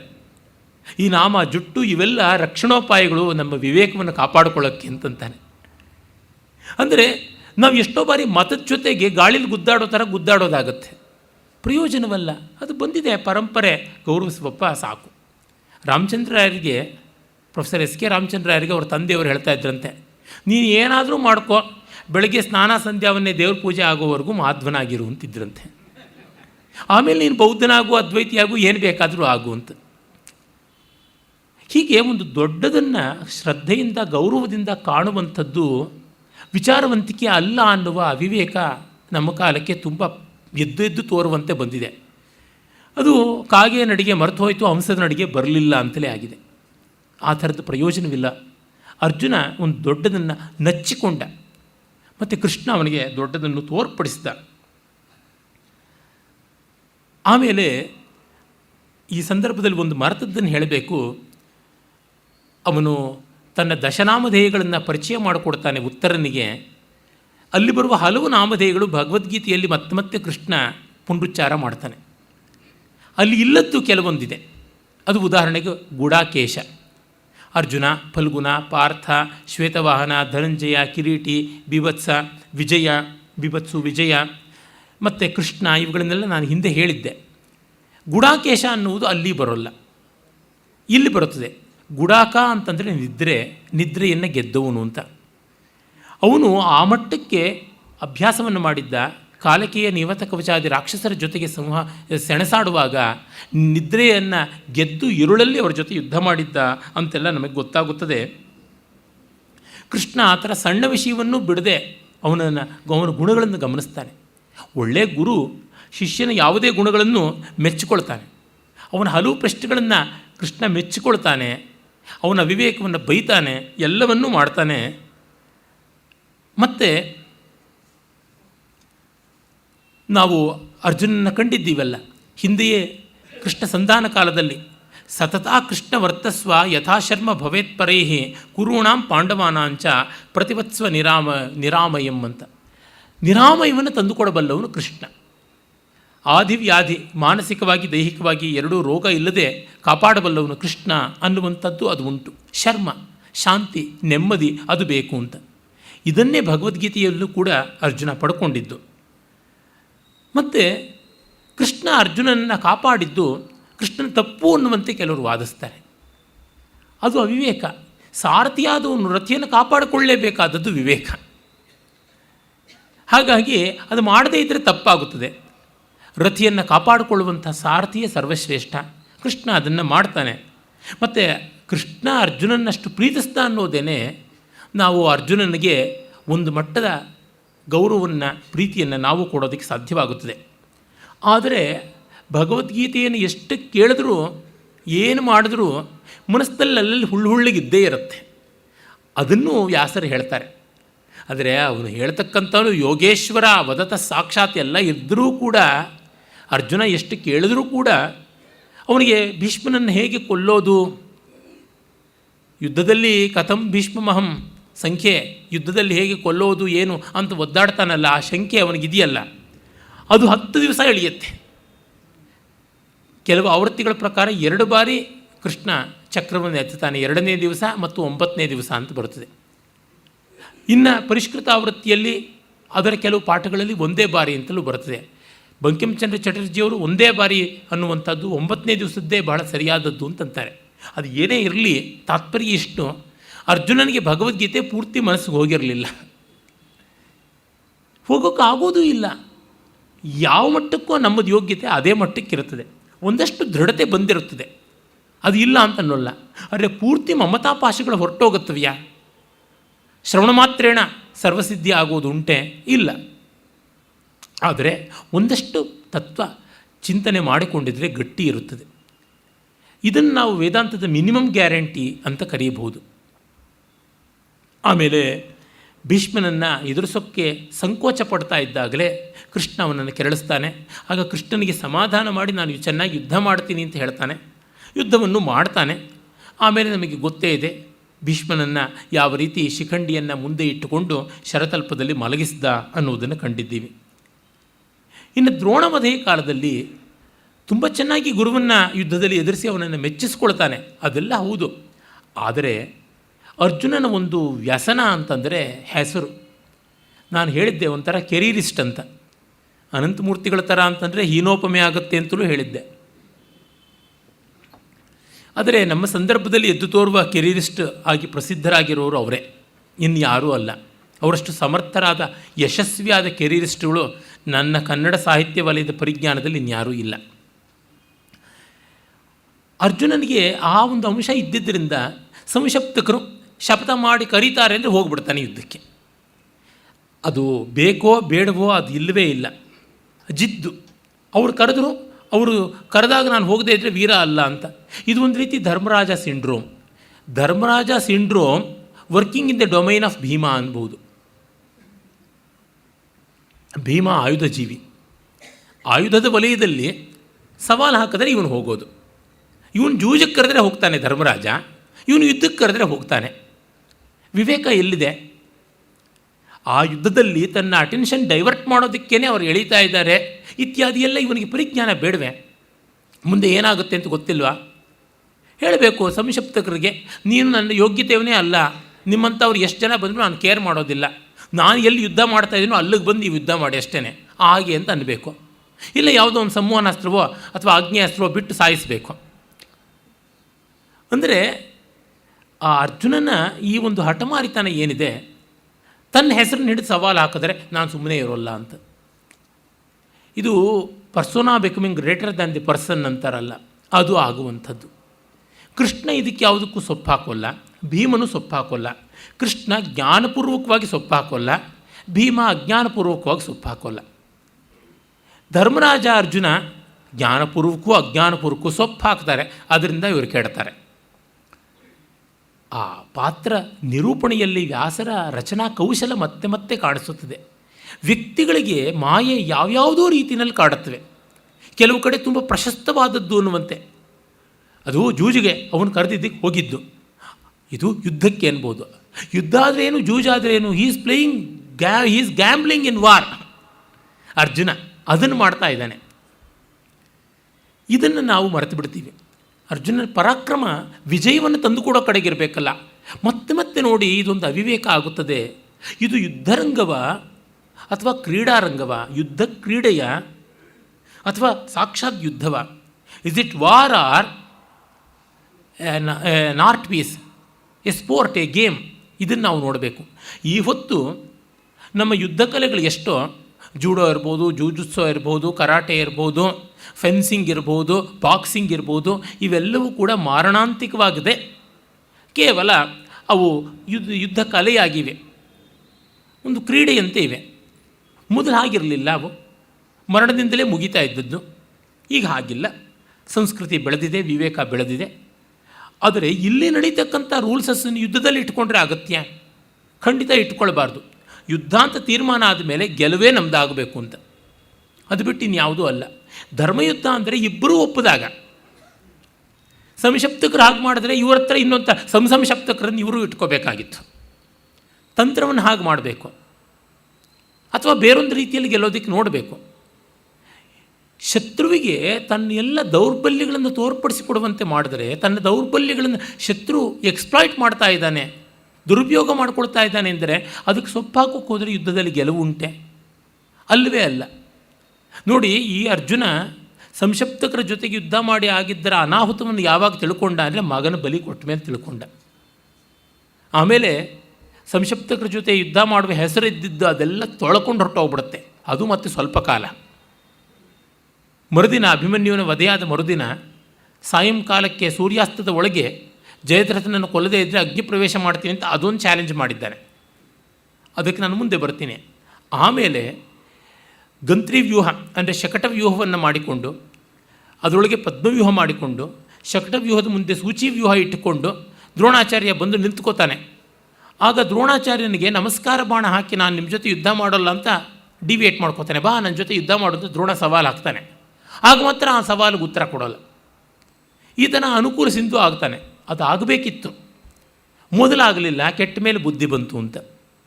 ಇದು ತುಂಬ ದೀರ್ಘಕಾಲದ್ದಲ್ಲ, ದ್ರೋಣವಧೆ ಕಾಲದಲ್ಲೇ ಅವಿವೇಕ ಮತ್ತೆ ಕೆರಳಿ ತೋರುತ್ತದೆ. ಇದನ್ನು ನಾವು ಕಾಣ್ತೀವಿ. ಒಟ್ಟಿನಲ್ಲಿ ಸಂಶಕ್ತಕರ ಜೊತೆಗೆ ಯುದ್ಧಕ್ಕೆ ಅರ್ಜುನ ಹೋದದ್ದು, ಈ ರೀತಿಯ ಶಪಥಗಳು ಮಾಡಿಕೊಳ್ತಕ್ಕಂಥದ್ದು ಅವನನ್ನು ಒಳ್ಳೆಯ ಸ್ಟ್ರಾಟಜಿಸ್ಟ್ ಅಂತ ಕರೆಯೋಕ್ಕಾಗದಂಥ ಸ್ಥಿತಿ ಬಂದುಬಿಡುತ್ತೆ. ಅದೇ ಇಲ್ಲ ಧರ್ಮರಾಜ ಸಿಂಡ್ರೋಮ್. ದುರ್ಯೋಧನನ್ನು ಸರೋವರದಿಂದ ಎದ್ದು ಬಾ, ನಮ್ಮ ಐವರಲ್ಲಿ ಯಾರ ಜೊತೆಗೆ ಬೇಕಾದರೂ ಯಾವುದೇ ಆಯುಧ ಇಟ್ಟುಕೊಂಡು ಯುದ್ಧ ಮಾಡುವಂಥ ಧರ್ಮರಾಜ ಕೊಡ್ತಾನಲ್ಲ, ಓಪನ್ ಗಿಫ್ಟ್, ಆ ರೀತಿಯಾಗಿ ಆಗುತ್ತದೆ. ತದ್ದಿದಂ ದ್ಯೂತಮಾರಬ್ಧಂ ಪುನರೇವ ಯಥಾಪುರ ಅಂತ ಕೃಷ್ಣ ಅವನನ್ನು ಬೈತಾನಲ್ಲ, ಎಕ್ಸಾಕ್ಟ್ ದ್ಯೂತ ಇದು, ಇನ್ಯಾವುದೂ ಅಲ್ಲ. ಆದರೆ ಆ ಸಂಕ್ಷಿಪ್ತಕ ಯುದ್ಧದಲ್ಲಿ ಕೃಷ್ಣ ಏನು ಬೈಯೋಲ್ಲ. ಕೃಷ್ಣನೂ ಪರಿಣಾಮ ಏನು ಅಂತ ಕಂಡಿರಲಿಲ್ಲ ಅಂತ ಅನಿಸುತ್ತೆ, ಗೊತ್ತಾಗೋಲ್ಲ. ಅದಾದ ಮೇಲೆ ದ್ರೋಣವಧೆ ಆಗುತ್ತದೆ. ತತ್ಪೂರ್ವದಲ್ಲಿ ನಾವು ಕಾಣುವಂಥದ್ದು ಅಪ್ರತಿಜ್ಞೆ ಅರ್ಜುನನದು. ನಾಳೆ ಸಾಯಂಕಾಲದೊಳಗೆ ಜಯದ್ರಥನ ಕೊಲ್ತೀನಿ ಅಂತ. ಹೀಗೆ ಊರು ಕೇರಿ ಎಲ್ಲ ಕೇಳುವಂತೆ ಪ್ರತಿಜ್ಞೆ ಮಾಡಿದರೆ ಅವರು ಜಯದ್ರಥನನ್ನು ಮರೆ ಮಾಡದೇ ಇರ್ತಾರೆ. ಜಯದ್ರಥನ ಸಿಂಧು ಸವೀರ ದೇಶಕ್ಕೆ ಕಳಿಸ್ಬಿಟ್ರೆ ಏನು ಮಾಡ್ತಾನೆ ಅರ್ಜುನ? ಆ ಫ್ಲೈಟಲ್ಲಿ ಹೋಗ್ಬಿಟ್ಟು ಇಳಿತಾನ? ಪ್ರತಿಜ್ಞೆ ಅನ್ನೋದು ಅಂತರಂಗದಲ್ಲಿರಬೇಕು, ಬಹಿರಂಗದಲ್ಲಿದ್ದರೆ ಪ್ರದರ್ಶನ ಆಗುತ್ತದೆ. ಪ್ರತಿಜ್ಞೆ ಸತ್ವ ಹೋಗಿ ರಜಸ್ಸು ತುಂಬುತ್ತಲ್ವೇ. ಮತ್ತು ನಮಗೆ ಹೊರಗಿನ ಒತ್ತಡ ಹೆಚ್ಚಾಗಿ ಕೆಲಸದಲ್ಲಿ ಏಕಾಗ್ರತೆ ಕಡಿಮೆ ಆಗುತ್ತಲ್ವ. ನಾನು ಇನ್ನು 1 ವರ್ಷದೊಳಗೆ ಇಂಥ ಮಹಾಕೃತಿ ಬರೆದು ಬಿಡ್ತೀನಿ ಅಂತ ಡಿಕ್ಲೇರ್ ಮಾಡಿಬಿಡೋದು, ಆಮೇಲೆ ಆಗದೆ ಹೋಗೋದು, ಮಾಡಬೇಕಲ್ಲ ಅಂತ ಹಾಳು ಮೂಳು ಏನೋ ಒಂದು ಬರೆದು ಬಿಸಾಡೋದು. ಇದರೊಳಗೆ ಏನಿದೆ? ನನ್ನ ಅಂತರಂಗಕ್ಕೆ ನಾನು ಮಾಡಿಕೊಳ್ಳೋಣ, ನೋಡಿಕೊಳ್ಳೋಣ, ಆದರೆ ಆಗಲಿ ಅಂತ. ಕರ್ಮ ಫಲತ್ಯಾಗ ಅನ್ನೋದು ಈ ಎಲ್ಲ ಅರ್ಥಗಳಲ್ಲಿ ಬರುತ್ತವೆ. ಸಂಕಲ್ಪ ನಹ್ಯ ಸನ್ಯಸ್ತ ಸಂಕಲ್ಪೋ ಯೋಗೀ ಭವತಿ ಕಶ್ಚನ ಅಂತ ಕೃಷ್ಣ ಹೇಳ್ತಾನೆ. ಸನ್ಯಸ್ತ ಸಂಕಲ್ಪನ ಆಗಬೇಕು. ಈ ಪ್ರತಿಜ್ಞೆಗಳೆಲ್ಲ ಒಂದು ಬಗೆಯಲ್ಲಿ ಸಂಕಲ್ಪ, ಅದು ಸತ್ಸಂಕಲ್ಪ ಅಲ್ಲ, ರಜಸ್ಸಂಕಲ್ಪ. ಅದನ್ನು ಮಾಡ್ತಾನೆ. ಧರ್ಮರಾಜ ಕೂಡ ಈ ಥರದ್ದು ಮಾಡ್ತಾನೆ ಪ್ರತಿಜ್ಞೆಗಳನ್ನು. ನಾನು ಇನ್ನು ಮೇಲೆ ಯಾರ ಜೊತೆಯೂ ವೈರಭಾವ ಇಟ್ಕೊಳ್ಳಲ್ಲ, ಯಾರು ಏನು ಕೇಳಿದ್ರು ಎಸ್ ಅಂತ ಅಂದುಬಿಡ್ತೀನಿ, ಎಸ್ ಮಿನಿಸ್ಟರ್ ಥರ ಇರ್ತೀನಿ ಅಂತ ಅಂದುಕೋತಾನೆ. ರಾಜಸೂಯಾಗದ ಕಡೆಯಲ್ಲಿ ಆ ರೀತಿಯಾದ ಪ್ರತಿಜ್ಞೆಯನ್ನು ಮಾಡೋದನ್ನು ನಾವು ನೋಡ್ತೀವಿ. ನೋಡಿ, ಈ ಥರದ್ದು ಪ್ರತಿಜ್ಞಾ ವ್ಯಸನಿಗಳು ದ್ರೋಣ, ಭೀಷ್ಮ, ಈ ಥರ ಅನೇಕರು ಬರ್ತಾರೆ. ಕೃಷ್ಣ ಮಾಡಿದರೂ ಕೂಡ ಇಡೀ ಮಹಾಭಾರತದಲ್ಲಿ ಎಲ್ಲೂ ಮಾಡೋಲ್ಲ. ಅವನು ಕೇವಲ ದ್ರೌಪದಿಗೆ ಸಾಂತ್ವನವನ್ನು ಹೇಳ್ತಾನೆ ಅಷ್ಟೇ. ಮತ್ತು ಆ ಪ್ರತಿಜ್ಞೆ ಮುರಿಯೋದಕ್ಕೂ ಸಿದ್ಧನಾಗಿರ್ತಾನೆ. ಇಲ್ಲಿ ದ್ರೌಪದಿಗೆ ಹೇಳ್ತಾನೆ, ನೋಡಮ್ಮ, ಭೂಮಿ ಶೋಣಿತಂ ಪಾಸ್ಯತಿ, ಈ ಭೂಮಿ ನಿನ್ನ ಶತ್ರುಗಳ ರಕ್ತವನ್ನು ಕುಡಿಯುತ್ತೆ, ನಾವು ಶಪೇ ಕೃಷ್ಣೇ ಶಪೇ ತ್ವಾಂ, ನಿನ್ನ ಹೆಸರಿನಲ್ಲಿ ನಾನು ಶಪಥ ಮಾಡ್ತೀನಿ ಅಂತೆಲ್ಲ ಹೇಳಿಬಿಟ್ಟು ಅಂತಾನೆ. ಆ ಕಡೆ ಹೋಗ್ಬಿಟ್ಟು ಸರ್ವಾತ್ಮನ ಪ್ರಶಮಂ ಯತೆ ಅಮಾಯಯ ಅಕ್ಷತ್ತಃ, ವಿದುರ ಎಲ್ಲ ರೀತಿಯಿಂದಲೂ ನಾನು ವಂಚನೆ ಇಲ್ಲದೆ ಸಂಧಿಗೆ ಪ್ರಯತ್ನ ಮಾಡ್ತೇನೆ ಅಂತಲೂ ವಿದುರನ ಹತ್ರ ಹೇಳ್ತಾನೆ. ಅಷ್ಟು ಪ್ರಾಮಾಣಿಕವಾಗಿ ಹೇಳ್ತಾರೆ. ಅಂದರೆ ಅದು ಸಮಾಧಾನಕ್ಕಾಗಿ ಹೇಳಿರ್ತಕ್ಕಂಥ ಮಾತು. ನಡೆಯುತ್ತೆ, ಇಲ್ಲದೆ ಇದ್ದರೆ ಇಲ್ಲ. ಆದರೆ ಅದನ್ನು ಅಪರಾಧ ಅಂತ ಯಾರೋ ಕರೆಯೋಕ್ಕಾಗೋದಿಲ್ಲ. ಈ ರೀತಿಯಾಗಿ ಕೃಷ್ಣನದು ಸಂದರ್ಭಕ್ಕೆ ಸ್ಪಂದಿಸುವ ಮಾತೇ ಹೊರತು ಪ್ರದರ್ಶನಕ್ಕಾಗಿ ಬಂದಂಥ ಸಂಕಲ್ಪ ಪ್ರತಿಜ್ಞೆಗಳ ರೀತಿಯದಲ್ಲ. ಅರ್ಜುನನಿಗೆ ಅದು ಆಗಿದೆ. ಕೆರಿಯರಿಸ್ಟ್ ಆದವನು ಸದಾ ಸರ್ಟಿಫಿಕೇಟ್ ಮೇಲೆ ಸರ್ಟಿಫಿಕೇಟು, ಅವಾರ್ಡ್ಗಳ ಮೇಲೆ ಅವಾರ್ಡ್ಗಳು, ಅಭಿನಂದನಾ ಭಾಷಣಗಳ ಮೇಲೆ ಅಭಿನಂದನಾ ಭಾಷಣಗಳು, ಅಭಿನಂದನಾ ಗ್ರಂಥಗಳ ಮೇಲೆ ಅಭಿನಂದನಾ ಗ್ರಂಥಗಳು, ಟೆಕ್ಸ್ಟ್ ಬುಕ್ಗಳ ಮೇಲೆ ಟೆಕ್ಸ್ಟ್ ಬುಕ್ ಮಾಡಿಸ್ಕೊಳ್ಳೋದು, ಇವನ್ನೆಲ್ಲ ಮಾಡ್ತಾನೆ ಇರ್ತಾನೆ ಅಲ್ವಾ. ಕೆರಿಯರಿಸ್ಟ್ ಅಲ್ಲದೆ ಇದ್ದವನಿಗೆ ಆ ಬಗ್ಗೆ ಚಿಂತೆ ಯಾವುದೂ ಇರೋಲ್ಲ. ಆಮೇಲೆ ದ್ರೋಣವಧೆಯನ್ನು ಜಯದ್ರಥನ ಇವನ ದೃಷ್ಟದ್ಯುಮ್ನ ಮಾಡಿದಾಗ, ಇವನ ಸ್ವಂತ ಭಾವಮೈದನೇ ಮಾಡಿದಾಗ ದೃಷ್ಟದ್ಯುಮ್ನ ಮೇಲೆ ಕೆರಳು ಬಿಡ್ತಾನೆ, ಧರ್ಮರಾಜನ ಮೇಲೆ ಬೈತಾನೆ.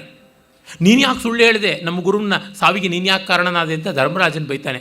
ನನ್ನ ಗುರುವನ್ನು ಕೊಂದಿದ್ಯಾ, ನಿನ್ನ ಕುತ್ತಿಗೆಯನ್ನು ಕತ್ತರಿಸಿಬಿಡ್ತೀನಿ ಅಂತ ಸರ್ವಸೇನಾಧ್ಯಕ್ಷನಾದಂಥ ದೃಷ್ಟದ್ಯುಮ್ನ ಮೇಲೆ ಕತ್ತಿ ಎರೆದು ಹೋಗ್ತಾನೆ ಅರ್ಜುನ.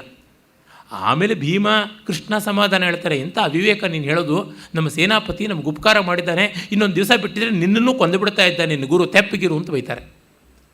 ಯುದ್ಧಕ್ಕೆ ಬಂದು ಆಯಿತು, ಇನ್ನೇನು ಅಲ್ಲಿಗೆ ಮುಗೀತಲ್ಲ, ಇನ್ನೂ ಅಲ್ಲಿ ಮೀನಾಮೇಷ ಮಕರ ಎಣಿಸುವಂಥದ್ದ.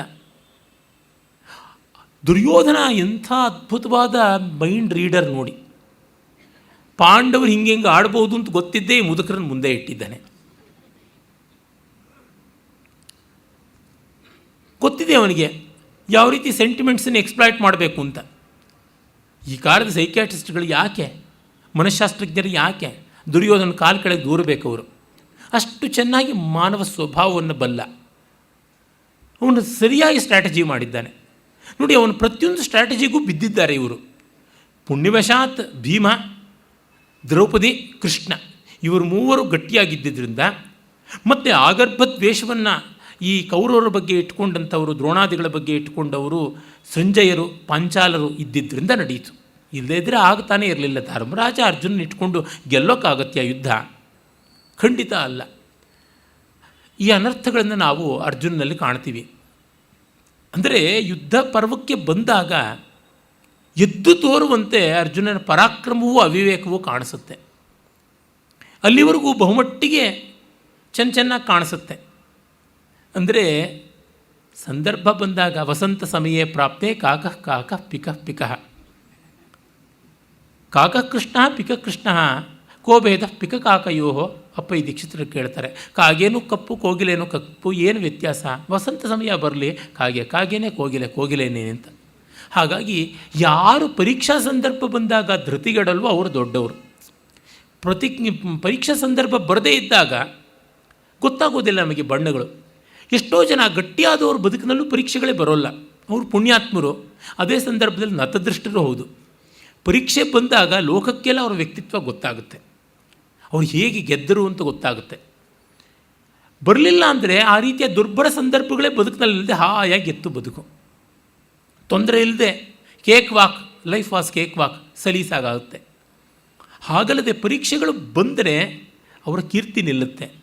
ಪರೀಕ್ಷೆ ಬರಲಿಲ್ವೋ ಅವರಿಗೆ ಸುಖ ಉಳಿಯುತ್ತೆ. ಸುಖ ಬೇಕು ಅಂದರೆ ಪರೀಕ್ಷೆ ಬಿಡಬೇಕು, ಪರೀಕ್ಷೆ ಬೇಕು ಅಂದರೆ ಸುಖ ಬಿಡಬೇಕು. ಪರೀಕ್ಷೆಯಲ್ಲಿ ಗೆಲ್ಲಬೇಕು ಅಂತಂದರೆ ವಿವೇಕ ಸಂಪನ್ಮೂಲಗಳು ಎಲ್ಲ ಇದ್ದೇ ಇರಬೇಕು. ಅದನ್ನಷ್ಟು ಚೆನ್ನಾಗಿ ಮಹಾಭಾರತದ ಪಾತ್ರಗಳು ನಮಗೆ ತೋರಿಸುತ್ತವೆ. ಅರ್ಜುನನಿಗಂತೂ ನಾವು ಕಂಡಂತೆ ಕೃಷ್ಣನ ಒತ್ತಾಸೆ ಇಲ್ಲದೇ ಇದ್ದರೆ ಹೆಜ್ಜೆ ಹೆಜ್ಜೆಗೂ ಯುದ್ಧದಲ್ಲಿ ಪರಾಕ್ರಮ ಪ್ರದರ್ಶನಕ್ಕಲ್ಲ, ಪರಾಕ್ರಮ ವಿತರಣದಲ್ಲಿ ಹೇಗೆ how judicious he should be in exhibiting his heroism ಅನ್ನೋದ್ರೊಳಗೆ ಎಡವಟ್ಟುಗಳನ್ನು ಕಾಣ್ತಾ ಬರ್ತೀವಿ. ಆಮೇಲೆ ನಾವು ನೋಡುವಂಥದ್ದು ಕರ್ಣವಧೆಯ ಸಂದರ್ಭ. ಕರ್ಣಪರ್ವದಲ್ಲಿ ಕರ್ಣ ವಿಜೃಂಭಿಸ್ತಾನೆ. ಮೊದಲನೇ ದಿವಸ ಧರ್ಮರಾಜನಿಗೆಲ್ಲ ಏಟಾಗ್ಬಿಡುತ್ತೆ. ಎರಡನೇ ದಿವಸ ಅಂತೂ ತತ್ತರಿಸಿ ಬಿದ್ದಿರ್ತಾನೆ. ಏನಾಯಿತೋ ಧರ್ಮರಾಜನಿಗೆ ಅಂತ ಕಾತರದಲ್ಲಿ ನೋಡೋಕ್ಕೆ ಬರ್ತಾನೆ. ಭೀಮ ಆಗಿದ್ದರೆ ಬಂದು ನೋಡ್ತಾ ಇರಲಿಲ್ಲ. ಮಲಗಿರ್ತಾನೆ ಬಿಡು, ಎಲ್ಲಿಗೋಗುತ್ತೆ ಪ್ರಾಣ ಅಂತ ಅಂದ್ಕೋತಾನೆ. ನೋಡಿ, ಆ ಸುದ್ದಿ ಕೇಳಿದ್ದಿರ್ಬೋದು ಭೀಮ, ಅವನು ಹೋಗಿ ನೋಡಲ್ಲ. ಅವನು ದುಶ್ಯಾಸನನ್ನ ಕೊಂದಿದ್ದರ ಇನ್ನೂ ಆ ಒಂದು ರೆಮಿನಿಸೆನ್ಸಸ್ಸಲ್ಲಿದ್ದಾನೆ, ಆ ಆನಂದದಲ್ಲಿ ಮುಳುಗಿ ತೇಲ್ತಾ ಇದ್ದಾನೆ. ಇನ್ನೂ ರಕ್ತಸಿಕ್ತವಾದ ಕೈಮೈಗಳನ್ನು ನೆಕ್ತಾ ಇದ್ನೋ ಏನೋ ಅನಿಸುತ್ತೆ. ಅದು ಊಟ ಮಾಡಿದ ಮೇಲೆ ಊಟ ತಟ್ಟೆನ ಕೈಯನ್ನು ನೆಕ್ಕೋದು ಮತ್ತು ರುಚಿ ಅಂತ DVG ಅವರೇ ಹೇಳ್ತಾರೆ ಶ್ರೀರಾಮ ಪರೀಕ್ಷಣಂನಲ್ಲಿ. ಕರ ಪುನರ್ಲೇಹನಂ ಅಂತ, ಕೈ ನೆಕ್ಕೋದು ಬಹಳ ರುಚಿಕರ ಅಂತ. ಹಾಗೆ ದುಶ್ಯಾಸನನ ರಕ್ತಸಿಕ್ತವಾದ ಕೈಯನ್ನು ಅಂಗೈ ಹಿಂಗೈಯನ್ನೆಲ್ಲ ನೆಕ್ತಾ ಇದ್ದನೇನೋ. ಒಟ್ಟಿನಲ್ಲಿ ಧರ್ಮರಾಜನ ಕ್ಯಾರೆ ಅಂತ ಕೇಳಲಿಲ್ಲ. ಅರ್ಜುನ ಕೃಷ್ಣ ಓಡಿ ಬರ್ತಾರೆ, ಸಹಜವಾದ ಕನ್ಸರ್ನ್. ಮತ್ತು ನಾನು ಹೇಳಿದ್ದೀನಿ, ಅರ್ಜುನನಿಗೆ ಧರ್ಮರಾಜನ ಬಗ್ಗೆ ಸ್ವಲ್ಪ ಗೌರವ ಪ್ರೀತಿ ಭೀಮನಿಗಿಂತ ಹೆಚ್ಚು. ತುಂಬಿದ ಸಭೆಯಲ್ಲಿ ಪಾಂಚಾಲಿಯ ಕೇಶಾಂಬರಾಪಕರ್ಷಣ ಆದಾಗಲೂ ಗಲಾಟೆ ಮಾಡಿದಾಗ ಭೀಮ ಇಲ್ಲ ಅಣ್ಣನ ಹೀಗೆಲ್ಲ ಬೈಬಾರ್ದು ಅಂತೆಲ್ಲ ಹೇಳಿದ್ದ ಅಲ್ವ, ಅದು ಉಂಟು ಅವನಿಗೆ. ಹಾಗಾಗಿ ಹೋದಾಗ ಧರ್ಮರಾಜ ಇವನ ಸಾಕ್ಷಾತ್ತಾಗಿ ಕರ್ಣನನ್ನು ಕೊಂದು ಬಂದ ಅಂತನ್ನುವ ಸಂತೋಷದಲ್ಲಿ, ಆಹಾ ಕರ್ಣನನ್ನು ಕೊಂದು ಬಂದ್ಯಾ, ಎಂಥ ಪರಾಕ್ರಮಿ ನೀನು, ಬಹಳ ಸಂತೋಷ ಅಂತ ಶುರು ಮಾಡಿಬಿಡ್ತಾನೆ. ಇಲ್ಲ ಕರ್ಣನನ್ನು ಕೊಲ್ಲೋದು ಯಾವುದೂ ಆಗಿಲ್ಲ, ನಿನಗೇನೋ ತೊಂದರೆ ಆಯಿತು ಅಂತ ಬಂದೆ ಅಂದರೆ ಇವನು ಪರ್ಸನಲ್ಲಾಗಿ ತೊಗೊಂಡ್ಬಿಡ್ತಾನೆ. ಊಟ ಆಯಿತೆ ಅಂದರೆ ನಮಗೇನು ಗತಿ ಇಲ್ವಾ, ಮಧ್ಯಾಹ್ನ 3:30 ಆಗಿದೆ, ಇವತ್ತೇನು ನಮ್ಮ ಮನೇಲಿ ತಿಥಿಗಿತಿ ಅಂತ ಅಂದ್ಕೊಂಡ್ರ, ಏನು ಗತಿ ಅಂತ ಹೀಗೆಲ್ಲ ಕೇಳಿಬರೋ ಥರ ಇವನು ಮಾಡ್ತಾನೆ. ನಿನ್ನ ಕೈಯಲ್ಲಿದೆಯಲ್ಲ ಗಾಂಡಿವಾ, ಅದು ವ್ಯರ್ಥ, ಅದು ಭಾರ, ಬಿಸಾಡು, ಅಥವಾ ಕೃಷ್ಣನ ಕೊಡು, ಇವತ್ತೇ ಅವನು ಕರ್ಣನ ಕೊಂದು ಬಿಡ್ತಾನೆ ಅಂತ. ಇವನು ಪ್ರತಿಜ್ಞಾಶೂರ. ಆಹಾ ನನ್ನ ಗಾಂಡೀವನ್ನು ಬಿಸಾಡು ಅಂತ ಹೇಳಿದ ಮೇಲೆ ನಿನ್ನ ಕೊಂದೇ ಬಿಡ್ತೀನಿ ಅಂತ. ಮತ್ತೆ ನೋಡಿ, ಪರ್ಸನಲ್ ಅಜೆಂಡಾ ಅನ್ನೋದು ಬಂದಾಗ ವಿವೇಕ ಎಷ್ಟು ಮಂಕಾಗುತ್ತದೆ ಅಂತ. ಮಹಾವೀರ, ಒಳ್ಳೆಯವನು, ರಸಿಕ, ಆದರೆ ಎಂಥ ವಿವೇಕ, ಕತ್ತಿ ಹಿಡಿದು ಹೊರಟೇ ಬಿಡ್ತಾನೆ.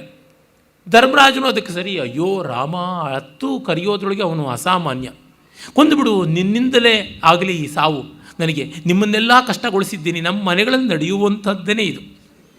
ನನಗಂತೂ ನಮ್ಮ ಮನೆಯಲ್ಲಿ ನಡೆದ ಒಂದು ತಗಾದಿಯೇ ಇದ್ರ ಮುಂದೆ ಮ್ಯಾಚ್ ಮಾಡ್ದಂಗೆ ಕಾಣಿಸುತ್ತದೆ. ನನ್ನ ಚಿಕ್ಕಪ್ಪನ ಮಗಳ ಮದುವೆ, ನಮ್ಮ ತಂದೆ ತಾಯಿ ಎಲ್ಲ ಹೋಗಿದ್ದೀವಿ. ನಮ್ಮ ತಂದೆಗೆ ಹೆಜ್ಜೆ ಹೆಜ್ಜೆಗೂ ಅದು ಸರಿಗಿದೆಯಾ ಇದು ಸರಿಗಿಲ್ವಾ ಅಂತ ನೋಡುವುದು.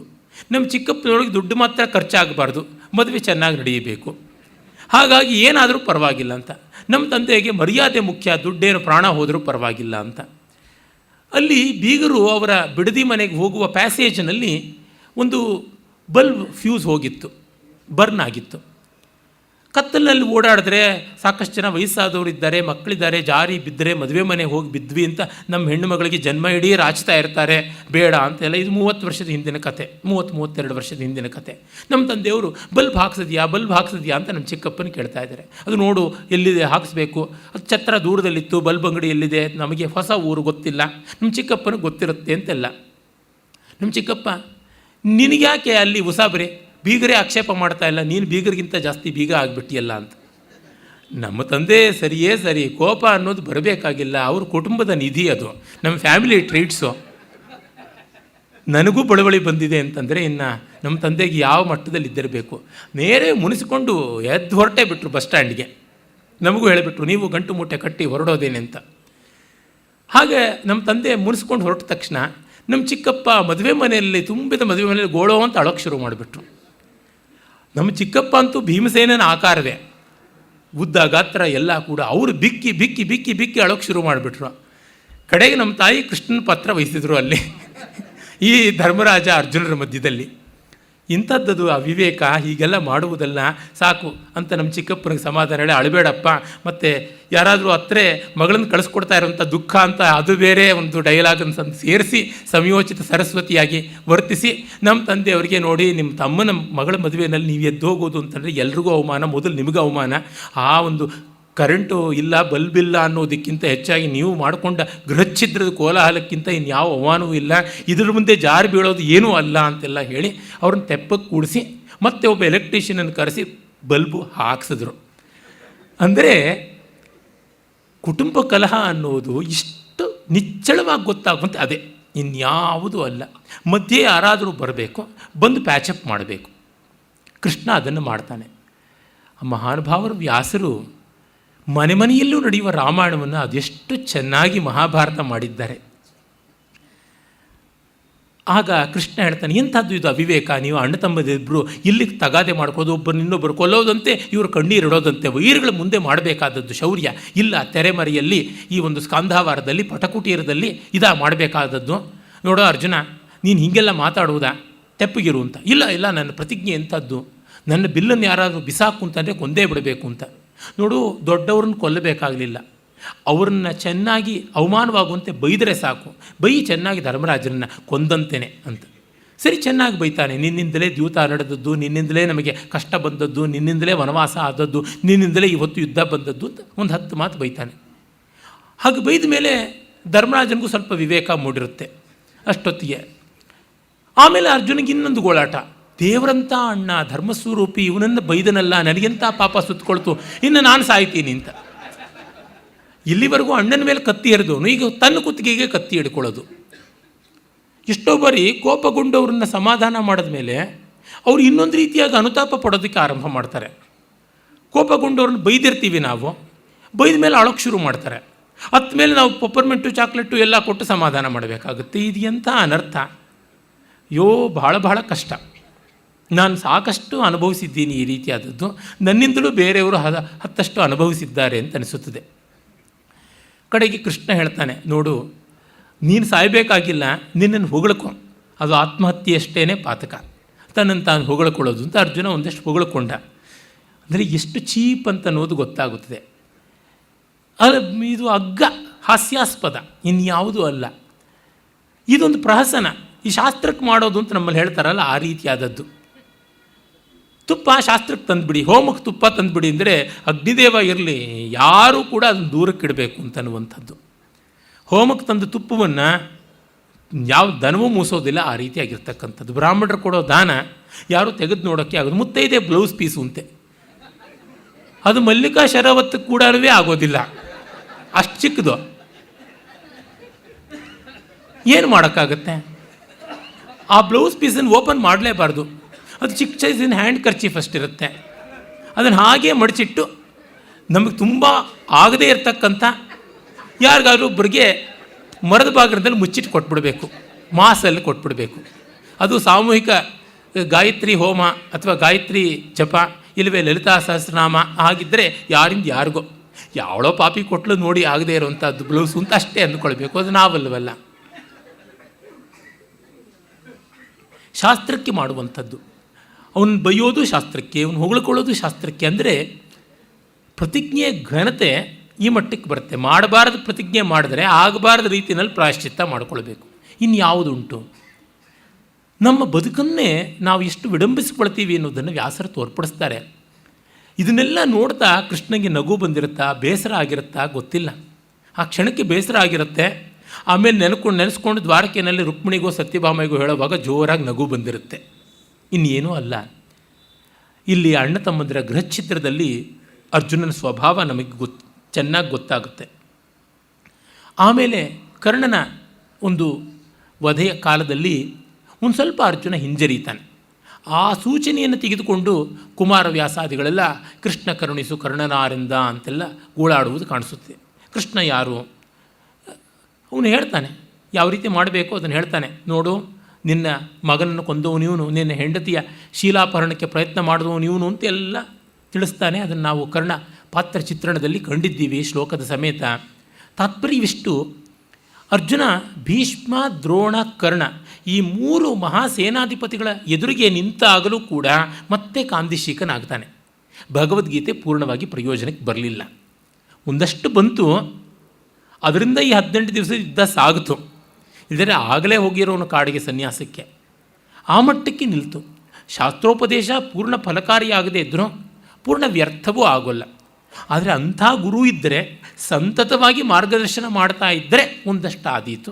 ನಮಗೂ ಒಂದು ಚೂರು ಸತ್ವ ಇರಬೇಕು. ಅಂದರೆ ವ್ಯಾಸರ ಒಂದು ನಿರ್ಮಮತೆ ಕೃಷ್ಣನೇ ಇರಬಹುದು, ಅದು ಭಗವದ್ಗೀತೆಯೇ ಇರಬಹುದು. ಎಷ್ಟು ಮಟ್ಟಿಗೆ ಪ್ರಯೋಜನಕ್ಕೆ ಬಂದೀತು ಅನ್ನುವುದನ್ನು ತೋರ್ಪಡಿಸ್ತಾರೆ. ವೇದಗಳ ವೇದತ್ವ ಇರುವುದು ನಾನು ವ್ಯರ್ಥವಾಗ್ತೀನಿ ಅಂತ ಹೇಳೋದ್ರೊಳಗೆ. ಯಾಕೆಂದರೆ ಪರಮಾರ್ಥಕ್ಕೆ ಬಂದಾಗ ಎಸ್ತನ್ನ ವೇದ ಕಿಮೃಚ ಕರಿಷ್ಯತಿ ಅತ್ರ ವೇದ ಅವೇದಾ ಅಷ್ಟೇ. ಆತ್ಮನಸ್ತು ಕಾಮಾಯ ವೇದಾ ಪ್ರಿಯಾ ಭವಂತಿ ಅಷ್ಟೇ, ಇನ್ಯಾವುದಕ್ಕೂ ಅಲ್ಲ. ಆ ಬಗೆಯಲ್ಲಿ ನಾವು ವ್ಯಾಸ ದರ್ಶನವನ್ನು ಕಾಣ್ತೀವಿ. ಮತ್ತು ನಾವು ಕಾಣುವುದು ಅರ್ಜುನನ ಬ್ರಹ್ಮಶಿರೋಸ್ತ್ರ ಪ್ರಯೋಗ ಮಾಡುವ ಸಂದರ್ಭದಲ್ಲಿ.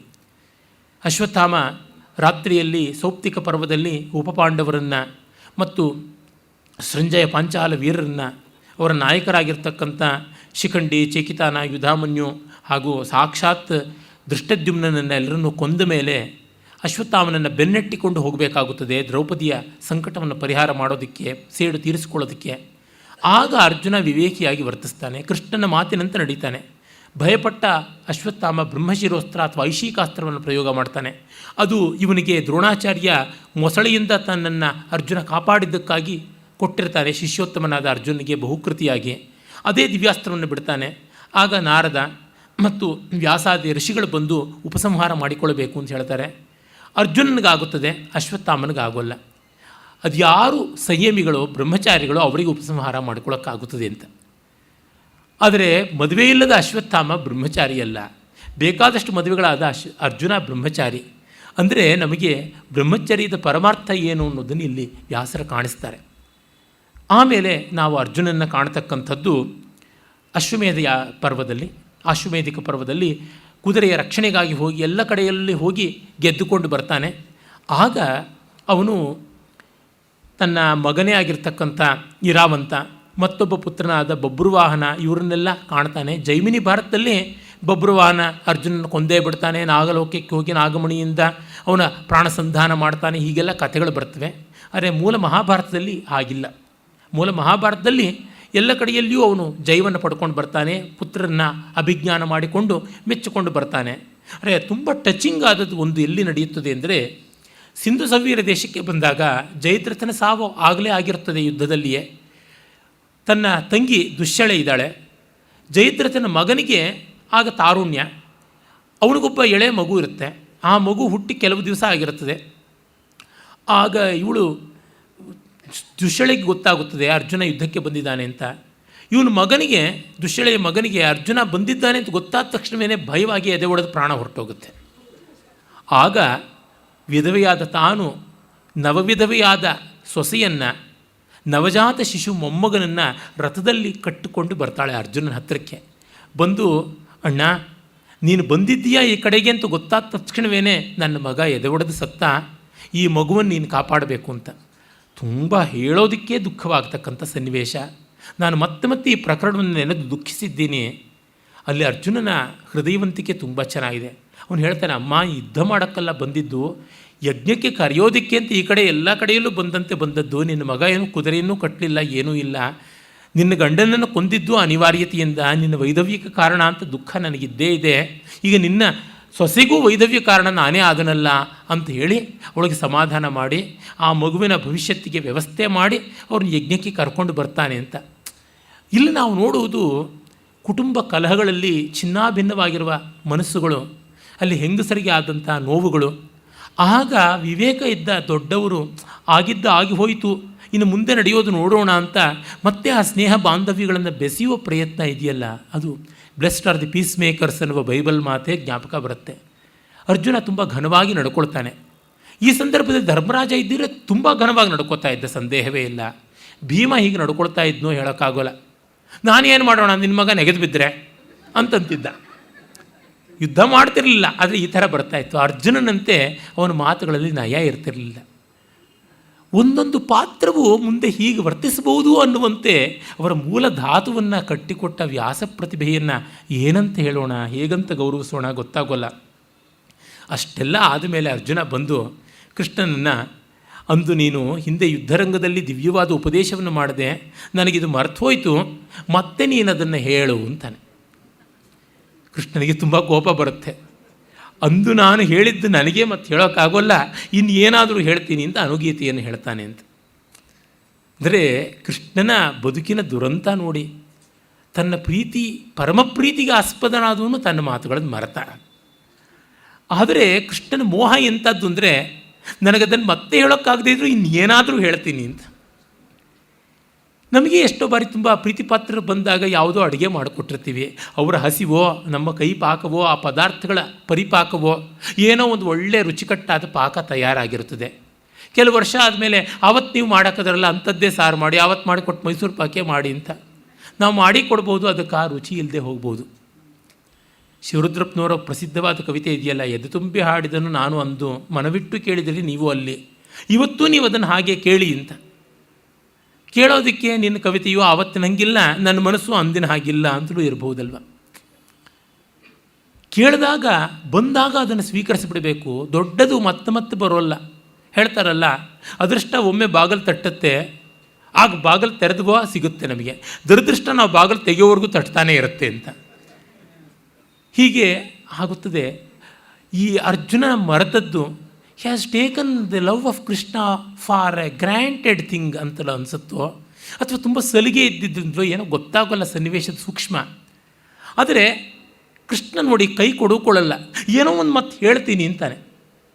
ಪ್ರೀತಿಯ ಲಕ್ಷಣ ನಾಚಿಕೆ ಇಲ್ಲದೆ ಇರೋದು, ಲಜ್ಜೆ ಬಿಡದೇ ಇದ್ದರೆ, ಮಾನ ಇಲ್ಲದೆ ಇದ್ದರೇ ಪ್ರೀತಿ ಇರೋದು. ಮಾನ ಇದ್ದಲ್ಲಿ ಪ್ರೀತಿ ಬಡ್ಡಿ ಸಮೇತ ಕಿತ್ಕೊಂಡು ಹೊರಟೋಗುತ್ತೆ, ಗುಳೆ ಎದ್ದುಕೊಂಡು ಹೋಗುತ್ತೆ. ಒಂದು ತಾಯಿ ಮಣ್ಣನ್ನು ಇಟ್ಕೊಳ್ಳೋದೆ, ತಾಯಿ ಬೇರಲ್ಲಿ ಮಣ್ಣು ಇಲ್ಲದೆ ಹೋಗುತ್ತೆ. ಮಾನವನ್ನು ಮುಖ್ಯ ಮಾಡಿಕೊಂಡುವೋ ಪ್ರೀತಿ ಇಲ್ಲ ಅಂತ ಅರ್ಥ. ಕೃಷ್ಣ ಅರ್ಜುನನ ಜೊತೆ ಒಂದೇ ಒಂದು ಸಂದರ್ಭದಲ್ಲೂ ಮಾನದಿಂದ, ಮಾನ ಕಷಾಯದಿಂದ ನಡ್ಕೊಂಡಿಲ್ಲ. ಆ ಮಹಾನುಭಾವ ಇವನಿಗೆ ಅದು ಏನು ಪ್ರೀತಿ, ಅದು ಹೇಗೆ ತೋರಿಸಿದ್ನು, ಎಲ್ಲಿಯೂ ಕಾಣದೇ ಇರತಕ್ಕಂಥದ್ದು, ಅಸಾಮಾನ್ಯವಾದದ್ದು.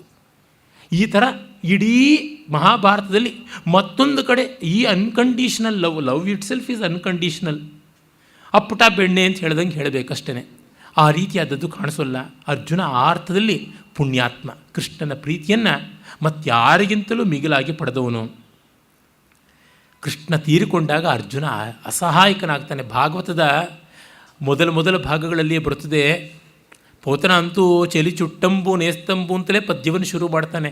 ಸ್ನೇಹಿತ, ಬಂಧು, ರಕ್ಷಕ, ಫ್ರೆಂಡ್, ಫಿಲಾಸಫರ್, ಗೈಡ್ ಅಂತೀವಲ್ಲ, ಎಲ್ಲ ಆದವನು ಸತ್ತು ಹೋಗ್ಬಿಟ್ನಲ್ಲ, ಅವನಿಲ್ಲದೆ ಗತಿ ಏನು ಅಂತ.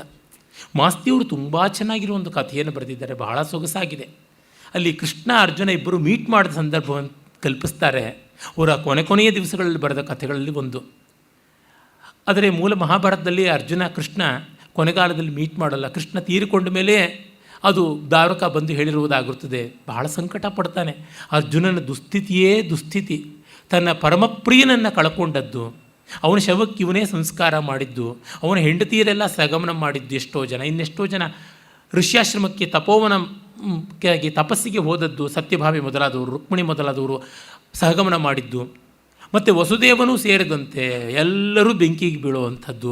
ಅಳಿದುಳಿದು ಯಾದವರು, ಮಕ್ಕಳು, ಮರಿ, ಮುದುಕಿಯರು, ಹೆಂಗಸರು ಇವ್ರನ್ನ ಕಟ್ಟಿಕೊಂಡು 7 ದಿವಸದೊಳಗೆ ಮುಳುಗುವ ದ್ವಾರಕೆಯಿಂದ ಅವ್ರನ್ನ ರಕ್ಷಿಸಬೇಕು ಅಂತ ಕರ್ಕೊಂಡು ಬರೋದು. ಇವನು ಮುಂದೆ ಹೋಗ್ತಾ ಇದ್ದಂತೆ ಹಿಂದಿಂದೆಯೇ ಸಮುದ್ರ ಮುಚ್ಚಾಕೊಂಡು ಬರೋದು. ಯಾವ ಗಂಡದಿಕ್ಕಿಲ್ಲ ಇವನು ಬರುವುದು. ಕೃಷ್ಣನನ್ನು ಕಳ್ಕೊಂಡು ಜೀವಚ್ಛವ ಆಗಿ ಅರ್ಜುನ ಬರುವಾಗ ಕಾಡು ಗೊಲ್ಲರು, ಆಭೀರರು ತರುಣಿಯರನ್ನು ಅಪಹರಣ ಮಾಡ್ಕೊಂಡು ಹೋಗೋದು. ಅದರೊಳಗೆ ಎಷ್ಟೋ ಜನ ಕೃಷ್ಣನ ಮಕ್ಕಳು, ಹೆಂಗಸರು, ಹೆಂಡತಿಯರು, ಸೊಸೆಯರು, ಹೆಣ್ಣು ಮಕ್ಕಳು ಎಲ್ಲ ಇದ್ದರು ಅಂತ ಗೊತ್ತಾಗುತ್ತದೆ. ಇವನು ಬಿಲ್ಲೆತ್ತಕ್ಕಾಗದೇ ಇರತಕ್ಕಂಥ ದುಸ್ಥಿತಿಗೆ ಬರೋದು. ಆ ಮೌಸಲ ಪರ್ವದ ಆ ಭಾಗ ನೋಡಿದಾಗ ಜಯೋಯಂ ಅಜಯಾಕಾರ, ಮತ್ತೆ ಮತ್ತೆ ಪೌರುಷ ಏನು ಏನು ಏನು ಅಂತ ಅನ್ನಿಸ್ತಾ ಬರುತ್ತೆ. ತಾನು ಮಗು ಅಷ್ಟು ಚೆನ್ನಾಗಿ ಕಪ್ಪೆ ಚಿಪ್ಪಿನ ಗೂಡು ಅದು ಇದು ಎಲ್ಲ ಮಾಡುತ್ತೆ. ಬೀಚ್ ಚೌಪಾಟಿ ಥರ ಬೀಚಲ್ಲಿ, ಮರೀನಾ ಥರ ಬೀಚಲ್ಲಿ, ಅಲ್ಲಿ ತೇಂಗಾಯ್, ಮಾಂಗಾಯ್, ಪಟ್ಟಾಣಿ, ಶುಂಡಲ್ ಅಂತ ಕೂಗ್ಕೊಂಡು ಬರ್ತಾ ಇದ್ದಂತೆ, ಇಲ್ಲಿ ಪಾವ್ ಭಾಜಿ ಅಂತ ಕೂಗ್ತಾ ಇದ್ದಂತೆ, ಅಥವಾ ಪುಗೆ, ಬೆಲೂನು ಅಂತ ಕರೀತಾ ಇದ್ದಂತೆ ಅದನ್ನು ಬಿಟ್ಟು ಒಡ್ಕೊಂಡು ಮಗು ಹೊರಟೋಗುತ್ತಲ್ಲ. ಹಾಗೆ ತಾನು ಕಟ್ಟಿಕೊಟ್ಟ ಅತ್ಯದ್ಭುತವಾದ ಸಂವಿಧಾನಕ್ಕೆ ಆ ಪಾತ್ರವನ್ನು ವ್ಯಾಸರು ನಿರ್ದಯವಾಗಿ ಎಲ್ಲ ಬಿಟ್ಟು ಕೂತ್ಕೊಳ್ತಾನೆ, ಒದ್ದಾಡಿಬಿಡ್ತಾನೆ ಅನ್ನೋದು ತೋರ್ಪಡಿಸ್ತಾರೆ. ಮನುಷ್ಯತ್ವದ ಬದುಕಿನ ಈ ಅಸಹಾಯಕತೆ ಎಂಥದ್ದು ಅನ್ನೋದನ್ನು ಅಲ್ಲಿ ತೋರ್ಪಡಿಸ್ತಾರೆ. ಇಡೀ ಯುಗದ ದುಃಖವನ್ನು ಅರ್ಜುನ ಅಲ್ಲಿ ಅನುಭವಿಸ್ತಾನೆ ಅನಿಸುತ್ತದೆ. ಎಷ್ಟು ಕೃಷ್ಣನ ಪ್ರೀತಿ ಪಡೆದನು ಅಷ್ಟೇ ದುಃಖವನ್ನು ಅಲ್ಲಿ ಪಡ್ತಾನೆ. ಮಿಕ್ಕವರಿಗೆ ಡೈರೆಕ್ಟ್ ಅಲ್ಲ, ಅರ್ಜುನನ ವರ್ಷನ್ ಅಷ್ಟೇ ಧರ್ಮರಾಜ ಭೀಮಾದಿಗಳಿಗೆ ಬರೋದು. ಅದು ಯಾವತ್ತೂ ಯುದ್ಧಸ್ಯ ವಾರ್ತಾರಮ್ಯ, ಅದು ರೇಡಿಯೋದಲ್ಲಿ ಬಂದ ನ್ಯೂಸು, ಇದು ಲೈವ್ ಕಂಡದ್ದು. ಎಷ್ಟು ಕಷ್ಟಪಟ್ಟಿರಬೇಕು ಆ ಜೀವ ಅರ್ಜುನ ಅಂತ ಅನಿಸುತ್ತದೆ. ನಿಜವಾಗಿ ಅವನು ಅಷ್ಟು ಮಜಾ ಉಡಾಯಿಸಿದ್ದ ಪಾಪ ಬದುಕಿನಲ್ಲಿ. 7 ವರ್ಷ ಸ್ವರ್ಗದಲ್ಲಿ ಇದ್ದ, ಅಮೇರಿಕಾದಲ್ಲಿದ್ದರು, ಸಿಟಿಸನ್ಶಿಪ್ ಇತ್ತು, ಗ್ರೀನ್ ಕಾರ್ಡ್ ಇತ್ತು, ಮಣ್ಣಿತ್ತು, ಮಸಿ ಇತ್ತು ಅಂತಂದವರು ಪಾಪ ತುಂಬ ಒದ್ದಾಟವನ್ನು ಕಂಡರು ಅಂತ. ಆದರೆ ಹೇಗೋ ಬದುಕಿನಲ್ಲಿ ಆ ರೀತಿಯಾಗಿ ಅರ್ಜುನ ಕಂಡ. ಹಾಗೆ ಕಂಡವನು ಮುಂದೆ ಬಿಲ್ಲೆತ್ತಲಾಗದ ಗಾಂಡೀವವನ್ನು ಎತ್ತಲಾಗದ ದುಸ್ಥಿತಿಯಲ್ಲಿ ಬಂದವನು ಆ ಗಾಂಡೀವವನ್ನು ಹೊತ್ತಿದ್ದ. ಮಹಾಪ್ರಸ್ಥಾನ ಕಾಲದಲ್ಲಿ ಅದೇ ದ್ವಾರಕಾ ತೀರದ ಸಮುದ್ರದಲ್ಲಿ ಎಸ್ತು ಹೋದ ಅಂತ ಬರುತ್ತದೆ. ಅರ್ಜುನನ ಎದುರಿಗೆ ಅಗ್ನಿ ಕಾಣಿಸ್ಕೊಂಡು, ನಿಮಗೆ ಕೊಟ್ಟ ಆಯುಧಗಳ ಗಡುವು ತೀರ್ತಪ್ಪ, ಇನ್ನು ಮುಗೀತು, ಅವುಗಳ ಲೈಸೆನ್ಸ್ ಎಲ್ಲ ಕ್ಯಾನ್ಸಲ್ ಆಯಿತು, ಎಲ್ಲ ಸರೆಂಡರ್ ಮಾಡಿ ಹೋಗಿ ಅಂತಂದಾಗ ಭೀಮ ತನ್ನ ಗದೆಯನ್ನು ಮತ್ತು ಮಿಕ್ಕ ಪಾಂಡವರ ಆಯುಧಗಳನ್ನೆಲ್ಲ ಅಲ್ಲಿ ಹಾಕಿ ಹೋದರು ಅಂತ. ಅಲ್ಲಿ ದೇವಮಾರ್ಗದಲ್ಲಿ ಹೋಗ್ತಾ ಇದ್ದಾಗ ಬದರಿ ಹತ್ರ ವ್ಯಾಸಗುಹಾ ಹತ್ರ ಅಲ್ಲಿ ದಾಟಿಕೊಂಡು ಹೋಗ್ತಾ ಇದ್ದಾಗ ಮಹಾಪ್ರಸ್ಥಾನದ ಹಾದಿಯಲ್ಲಿ ಅರ್ಜುನ ಬೀಳ್ತಾನಲ್ಲ. ಬಿದ್ದಾಗ ಜಡ್ಜ್ಮೆಂಟ್ ಪಾಸ್ ಮಾಡ್ತಾನೆ ಧರ್ಮರಾಜ. ಏಕಾನ್ಹ ನಿರ್ದಹೇಯಂ ವೈ ಶತ್ರುನಿತ್ಯರ್ಜುನೋಬ್ರವೀತ್ ನ ಚ ತತ್ ಕೃತವಾನ್ ಏಷ ಶೂರಮಾನಿ ತಥೋಪತತ್ ಅವಮಾನೇ ಧನುರ್ಗ್ರಾಹಾನ್ ಏಷ ಸರ್ವಾಂಸ್ತು ಫಲ್ಗುನಃ ಯಥಾಚೋಕ್ತಂ ತಥಾಚೈವ ಕರ್ತವ್ಯಂ ಭೂತಿಮಿಚ್ಛತ. ಒಂದೇ ದಿವಸದಲ್ಲಿ ಎಲ್ಲ ಶತ್ರುಗಳನ್ನು ಕೊಂದುಬಿಡ್ತೀನಿದ್ದವನು ಕೊಲ್ಲಲಿಲ್ಲ. ಶೂರಮಾನಿ, ತಾನೊಬ್ಬನೇ ಪರಾಕ್ರಮಿ ಅಂತ ಅಂದುಕೊಂಡಿದ್ದ. ಮಿಕ್ಕೆಲ್ಲ ಧನುರ್ಧಾರಿಗಳನ್ನು ತನ್ನ ಪ್ರತಿಜ್ಞೆ, ಪರಾಕ್ರಮ ಇತ್ಯಾದಿಗಳ ಅಹಂಕಾರದಿಂದ ಗೇಲಿ ಮಾಡ್ತಾ ಇದ್ದ. ಅದಕ್ಕಾಗಿ ಇವನು ಒಳ್ಳೆಯ ಮಂಗಳವಾದ ಭವಿಷ್ಯವನ್ನು ಬೇಕಾದವನು ಈ ಥರ ಮಾಡಬಾರ್ದಾಗಿತ್ತು, ಮಾಡ್ದ, ಅದಕ್ಕೆ ಬಿದ್ದ ಅಂತಾನೆ. ಕಠೋರ ಈ ತೀರ್ಮಾನ. ಅರ್ಜುನ ಒಂದು ಮಟ್ಟಕ್ಕೆ ಕೆರಿಯರಿಸ್ಟ್, ಅರೆ ಕೆಟ್ಟವನಲ್ಲ. ಕೃಷ್ಣ ಅವನನ್ನು ಪ್ರೀತಿಸಿದ್ದ ಅನ್ನೋದ್ರಿಂದಲೇ ಒಂದು ಮಟ್ಟದ ಯೋಗ್ಯತೆ ಇತ್ತು ಅಂತ ಗೊತ್ತಾಗುತ್ತದೆ. ಆದರೆ ನಮಗೆ ಅರ್ಜುನಂಥ ಪಾತ್ರ ತುಂಬ ಸ್ಪೃಹಣೀಯವಾಗುತ್ತದೆ. ಭಗವದ್ಗೀತೆಗೆ ಕಾರಣನಾದನಲ್ಲ, ಅದು ನಮಗೆ ದಕ್ಕತಲ್ಲ. ಬದುಕಿನ ಹಲವು ಆಯಾಮಗಳನ್ನು ನಮಗೆ ಮನಮುಟ್ಟಿಸಿಕೊಟ್ಟ. ನನಗಂತೂ ಅರ್ಜುನನ ಮೇಲೆ ಒಂದು ಸ್ವಲ್ಪ ಪ್ರೀತಿ. ಕೃಷ್ಣ ನನಗೆ ಪರಮಪ್ರಿಯ. ಅವನಿಗಿಷ್ಟರಾದವರು, ಇಷ್ಟಪಟ್ಟವರನ್ನು ನಾವು ಇಷ್ಟಪಡಬೇಕಲ್ವ. ನನಗೆ ಗಂಡ ಮಾತ್ರ ಬೇಕು, ಅತ್ತೆ ಮಾವ ಬೇಡ ಅಂದರೆ ಗಂಡನೂ ಇಲ್ಲವಾಗ್ತಾನೆ ಅಷ್ಟೇ. ಅಸಲಿಗೆ ಹೋಗುತ್ತೆ. ಮುಂಡಿಂದಿ ಪೋಯರ ಮುಂಡಾದೇವರ ಅಂತ ಒಂದು ಗಾದೆ ಇದೆ, ಹಾಗಾಗತ್ತೆ. ಒಟ್ಟಿನಲ್ಲಿ ಅರ್ಜುನ ಮಿಕ್ಕ ಮಹಾಭಾರತದ ಪಾತ್ರಗಳಂತೆ ನಿರತಿಶಯವಾಗಿ ಮಾನವ ಸ್ವಭಾವವನ್ನು ದೀವಟಿಗೆಯಲ್ಲಿ ತೋರ್ಪಡಿಸ್ತಕ್ಕಂಥವನು. ನಾಳೆ ದ್ರೌಪದಿಯನ್ನು ಕಾಣೋಣ. ನಮಸ್ಕಾರ.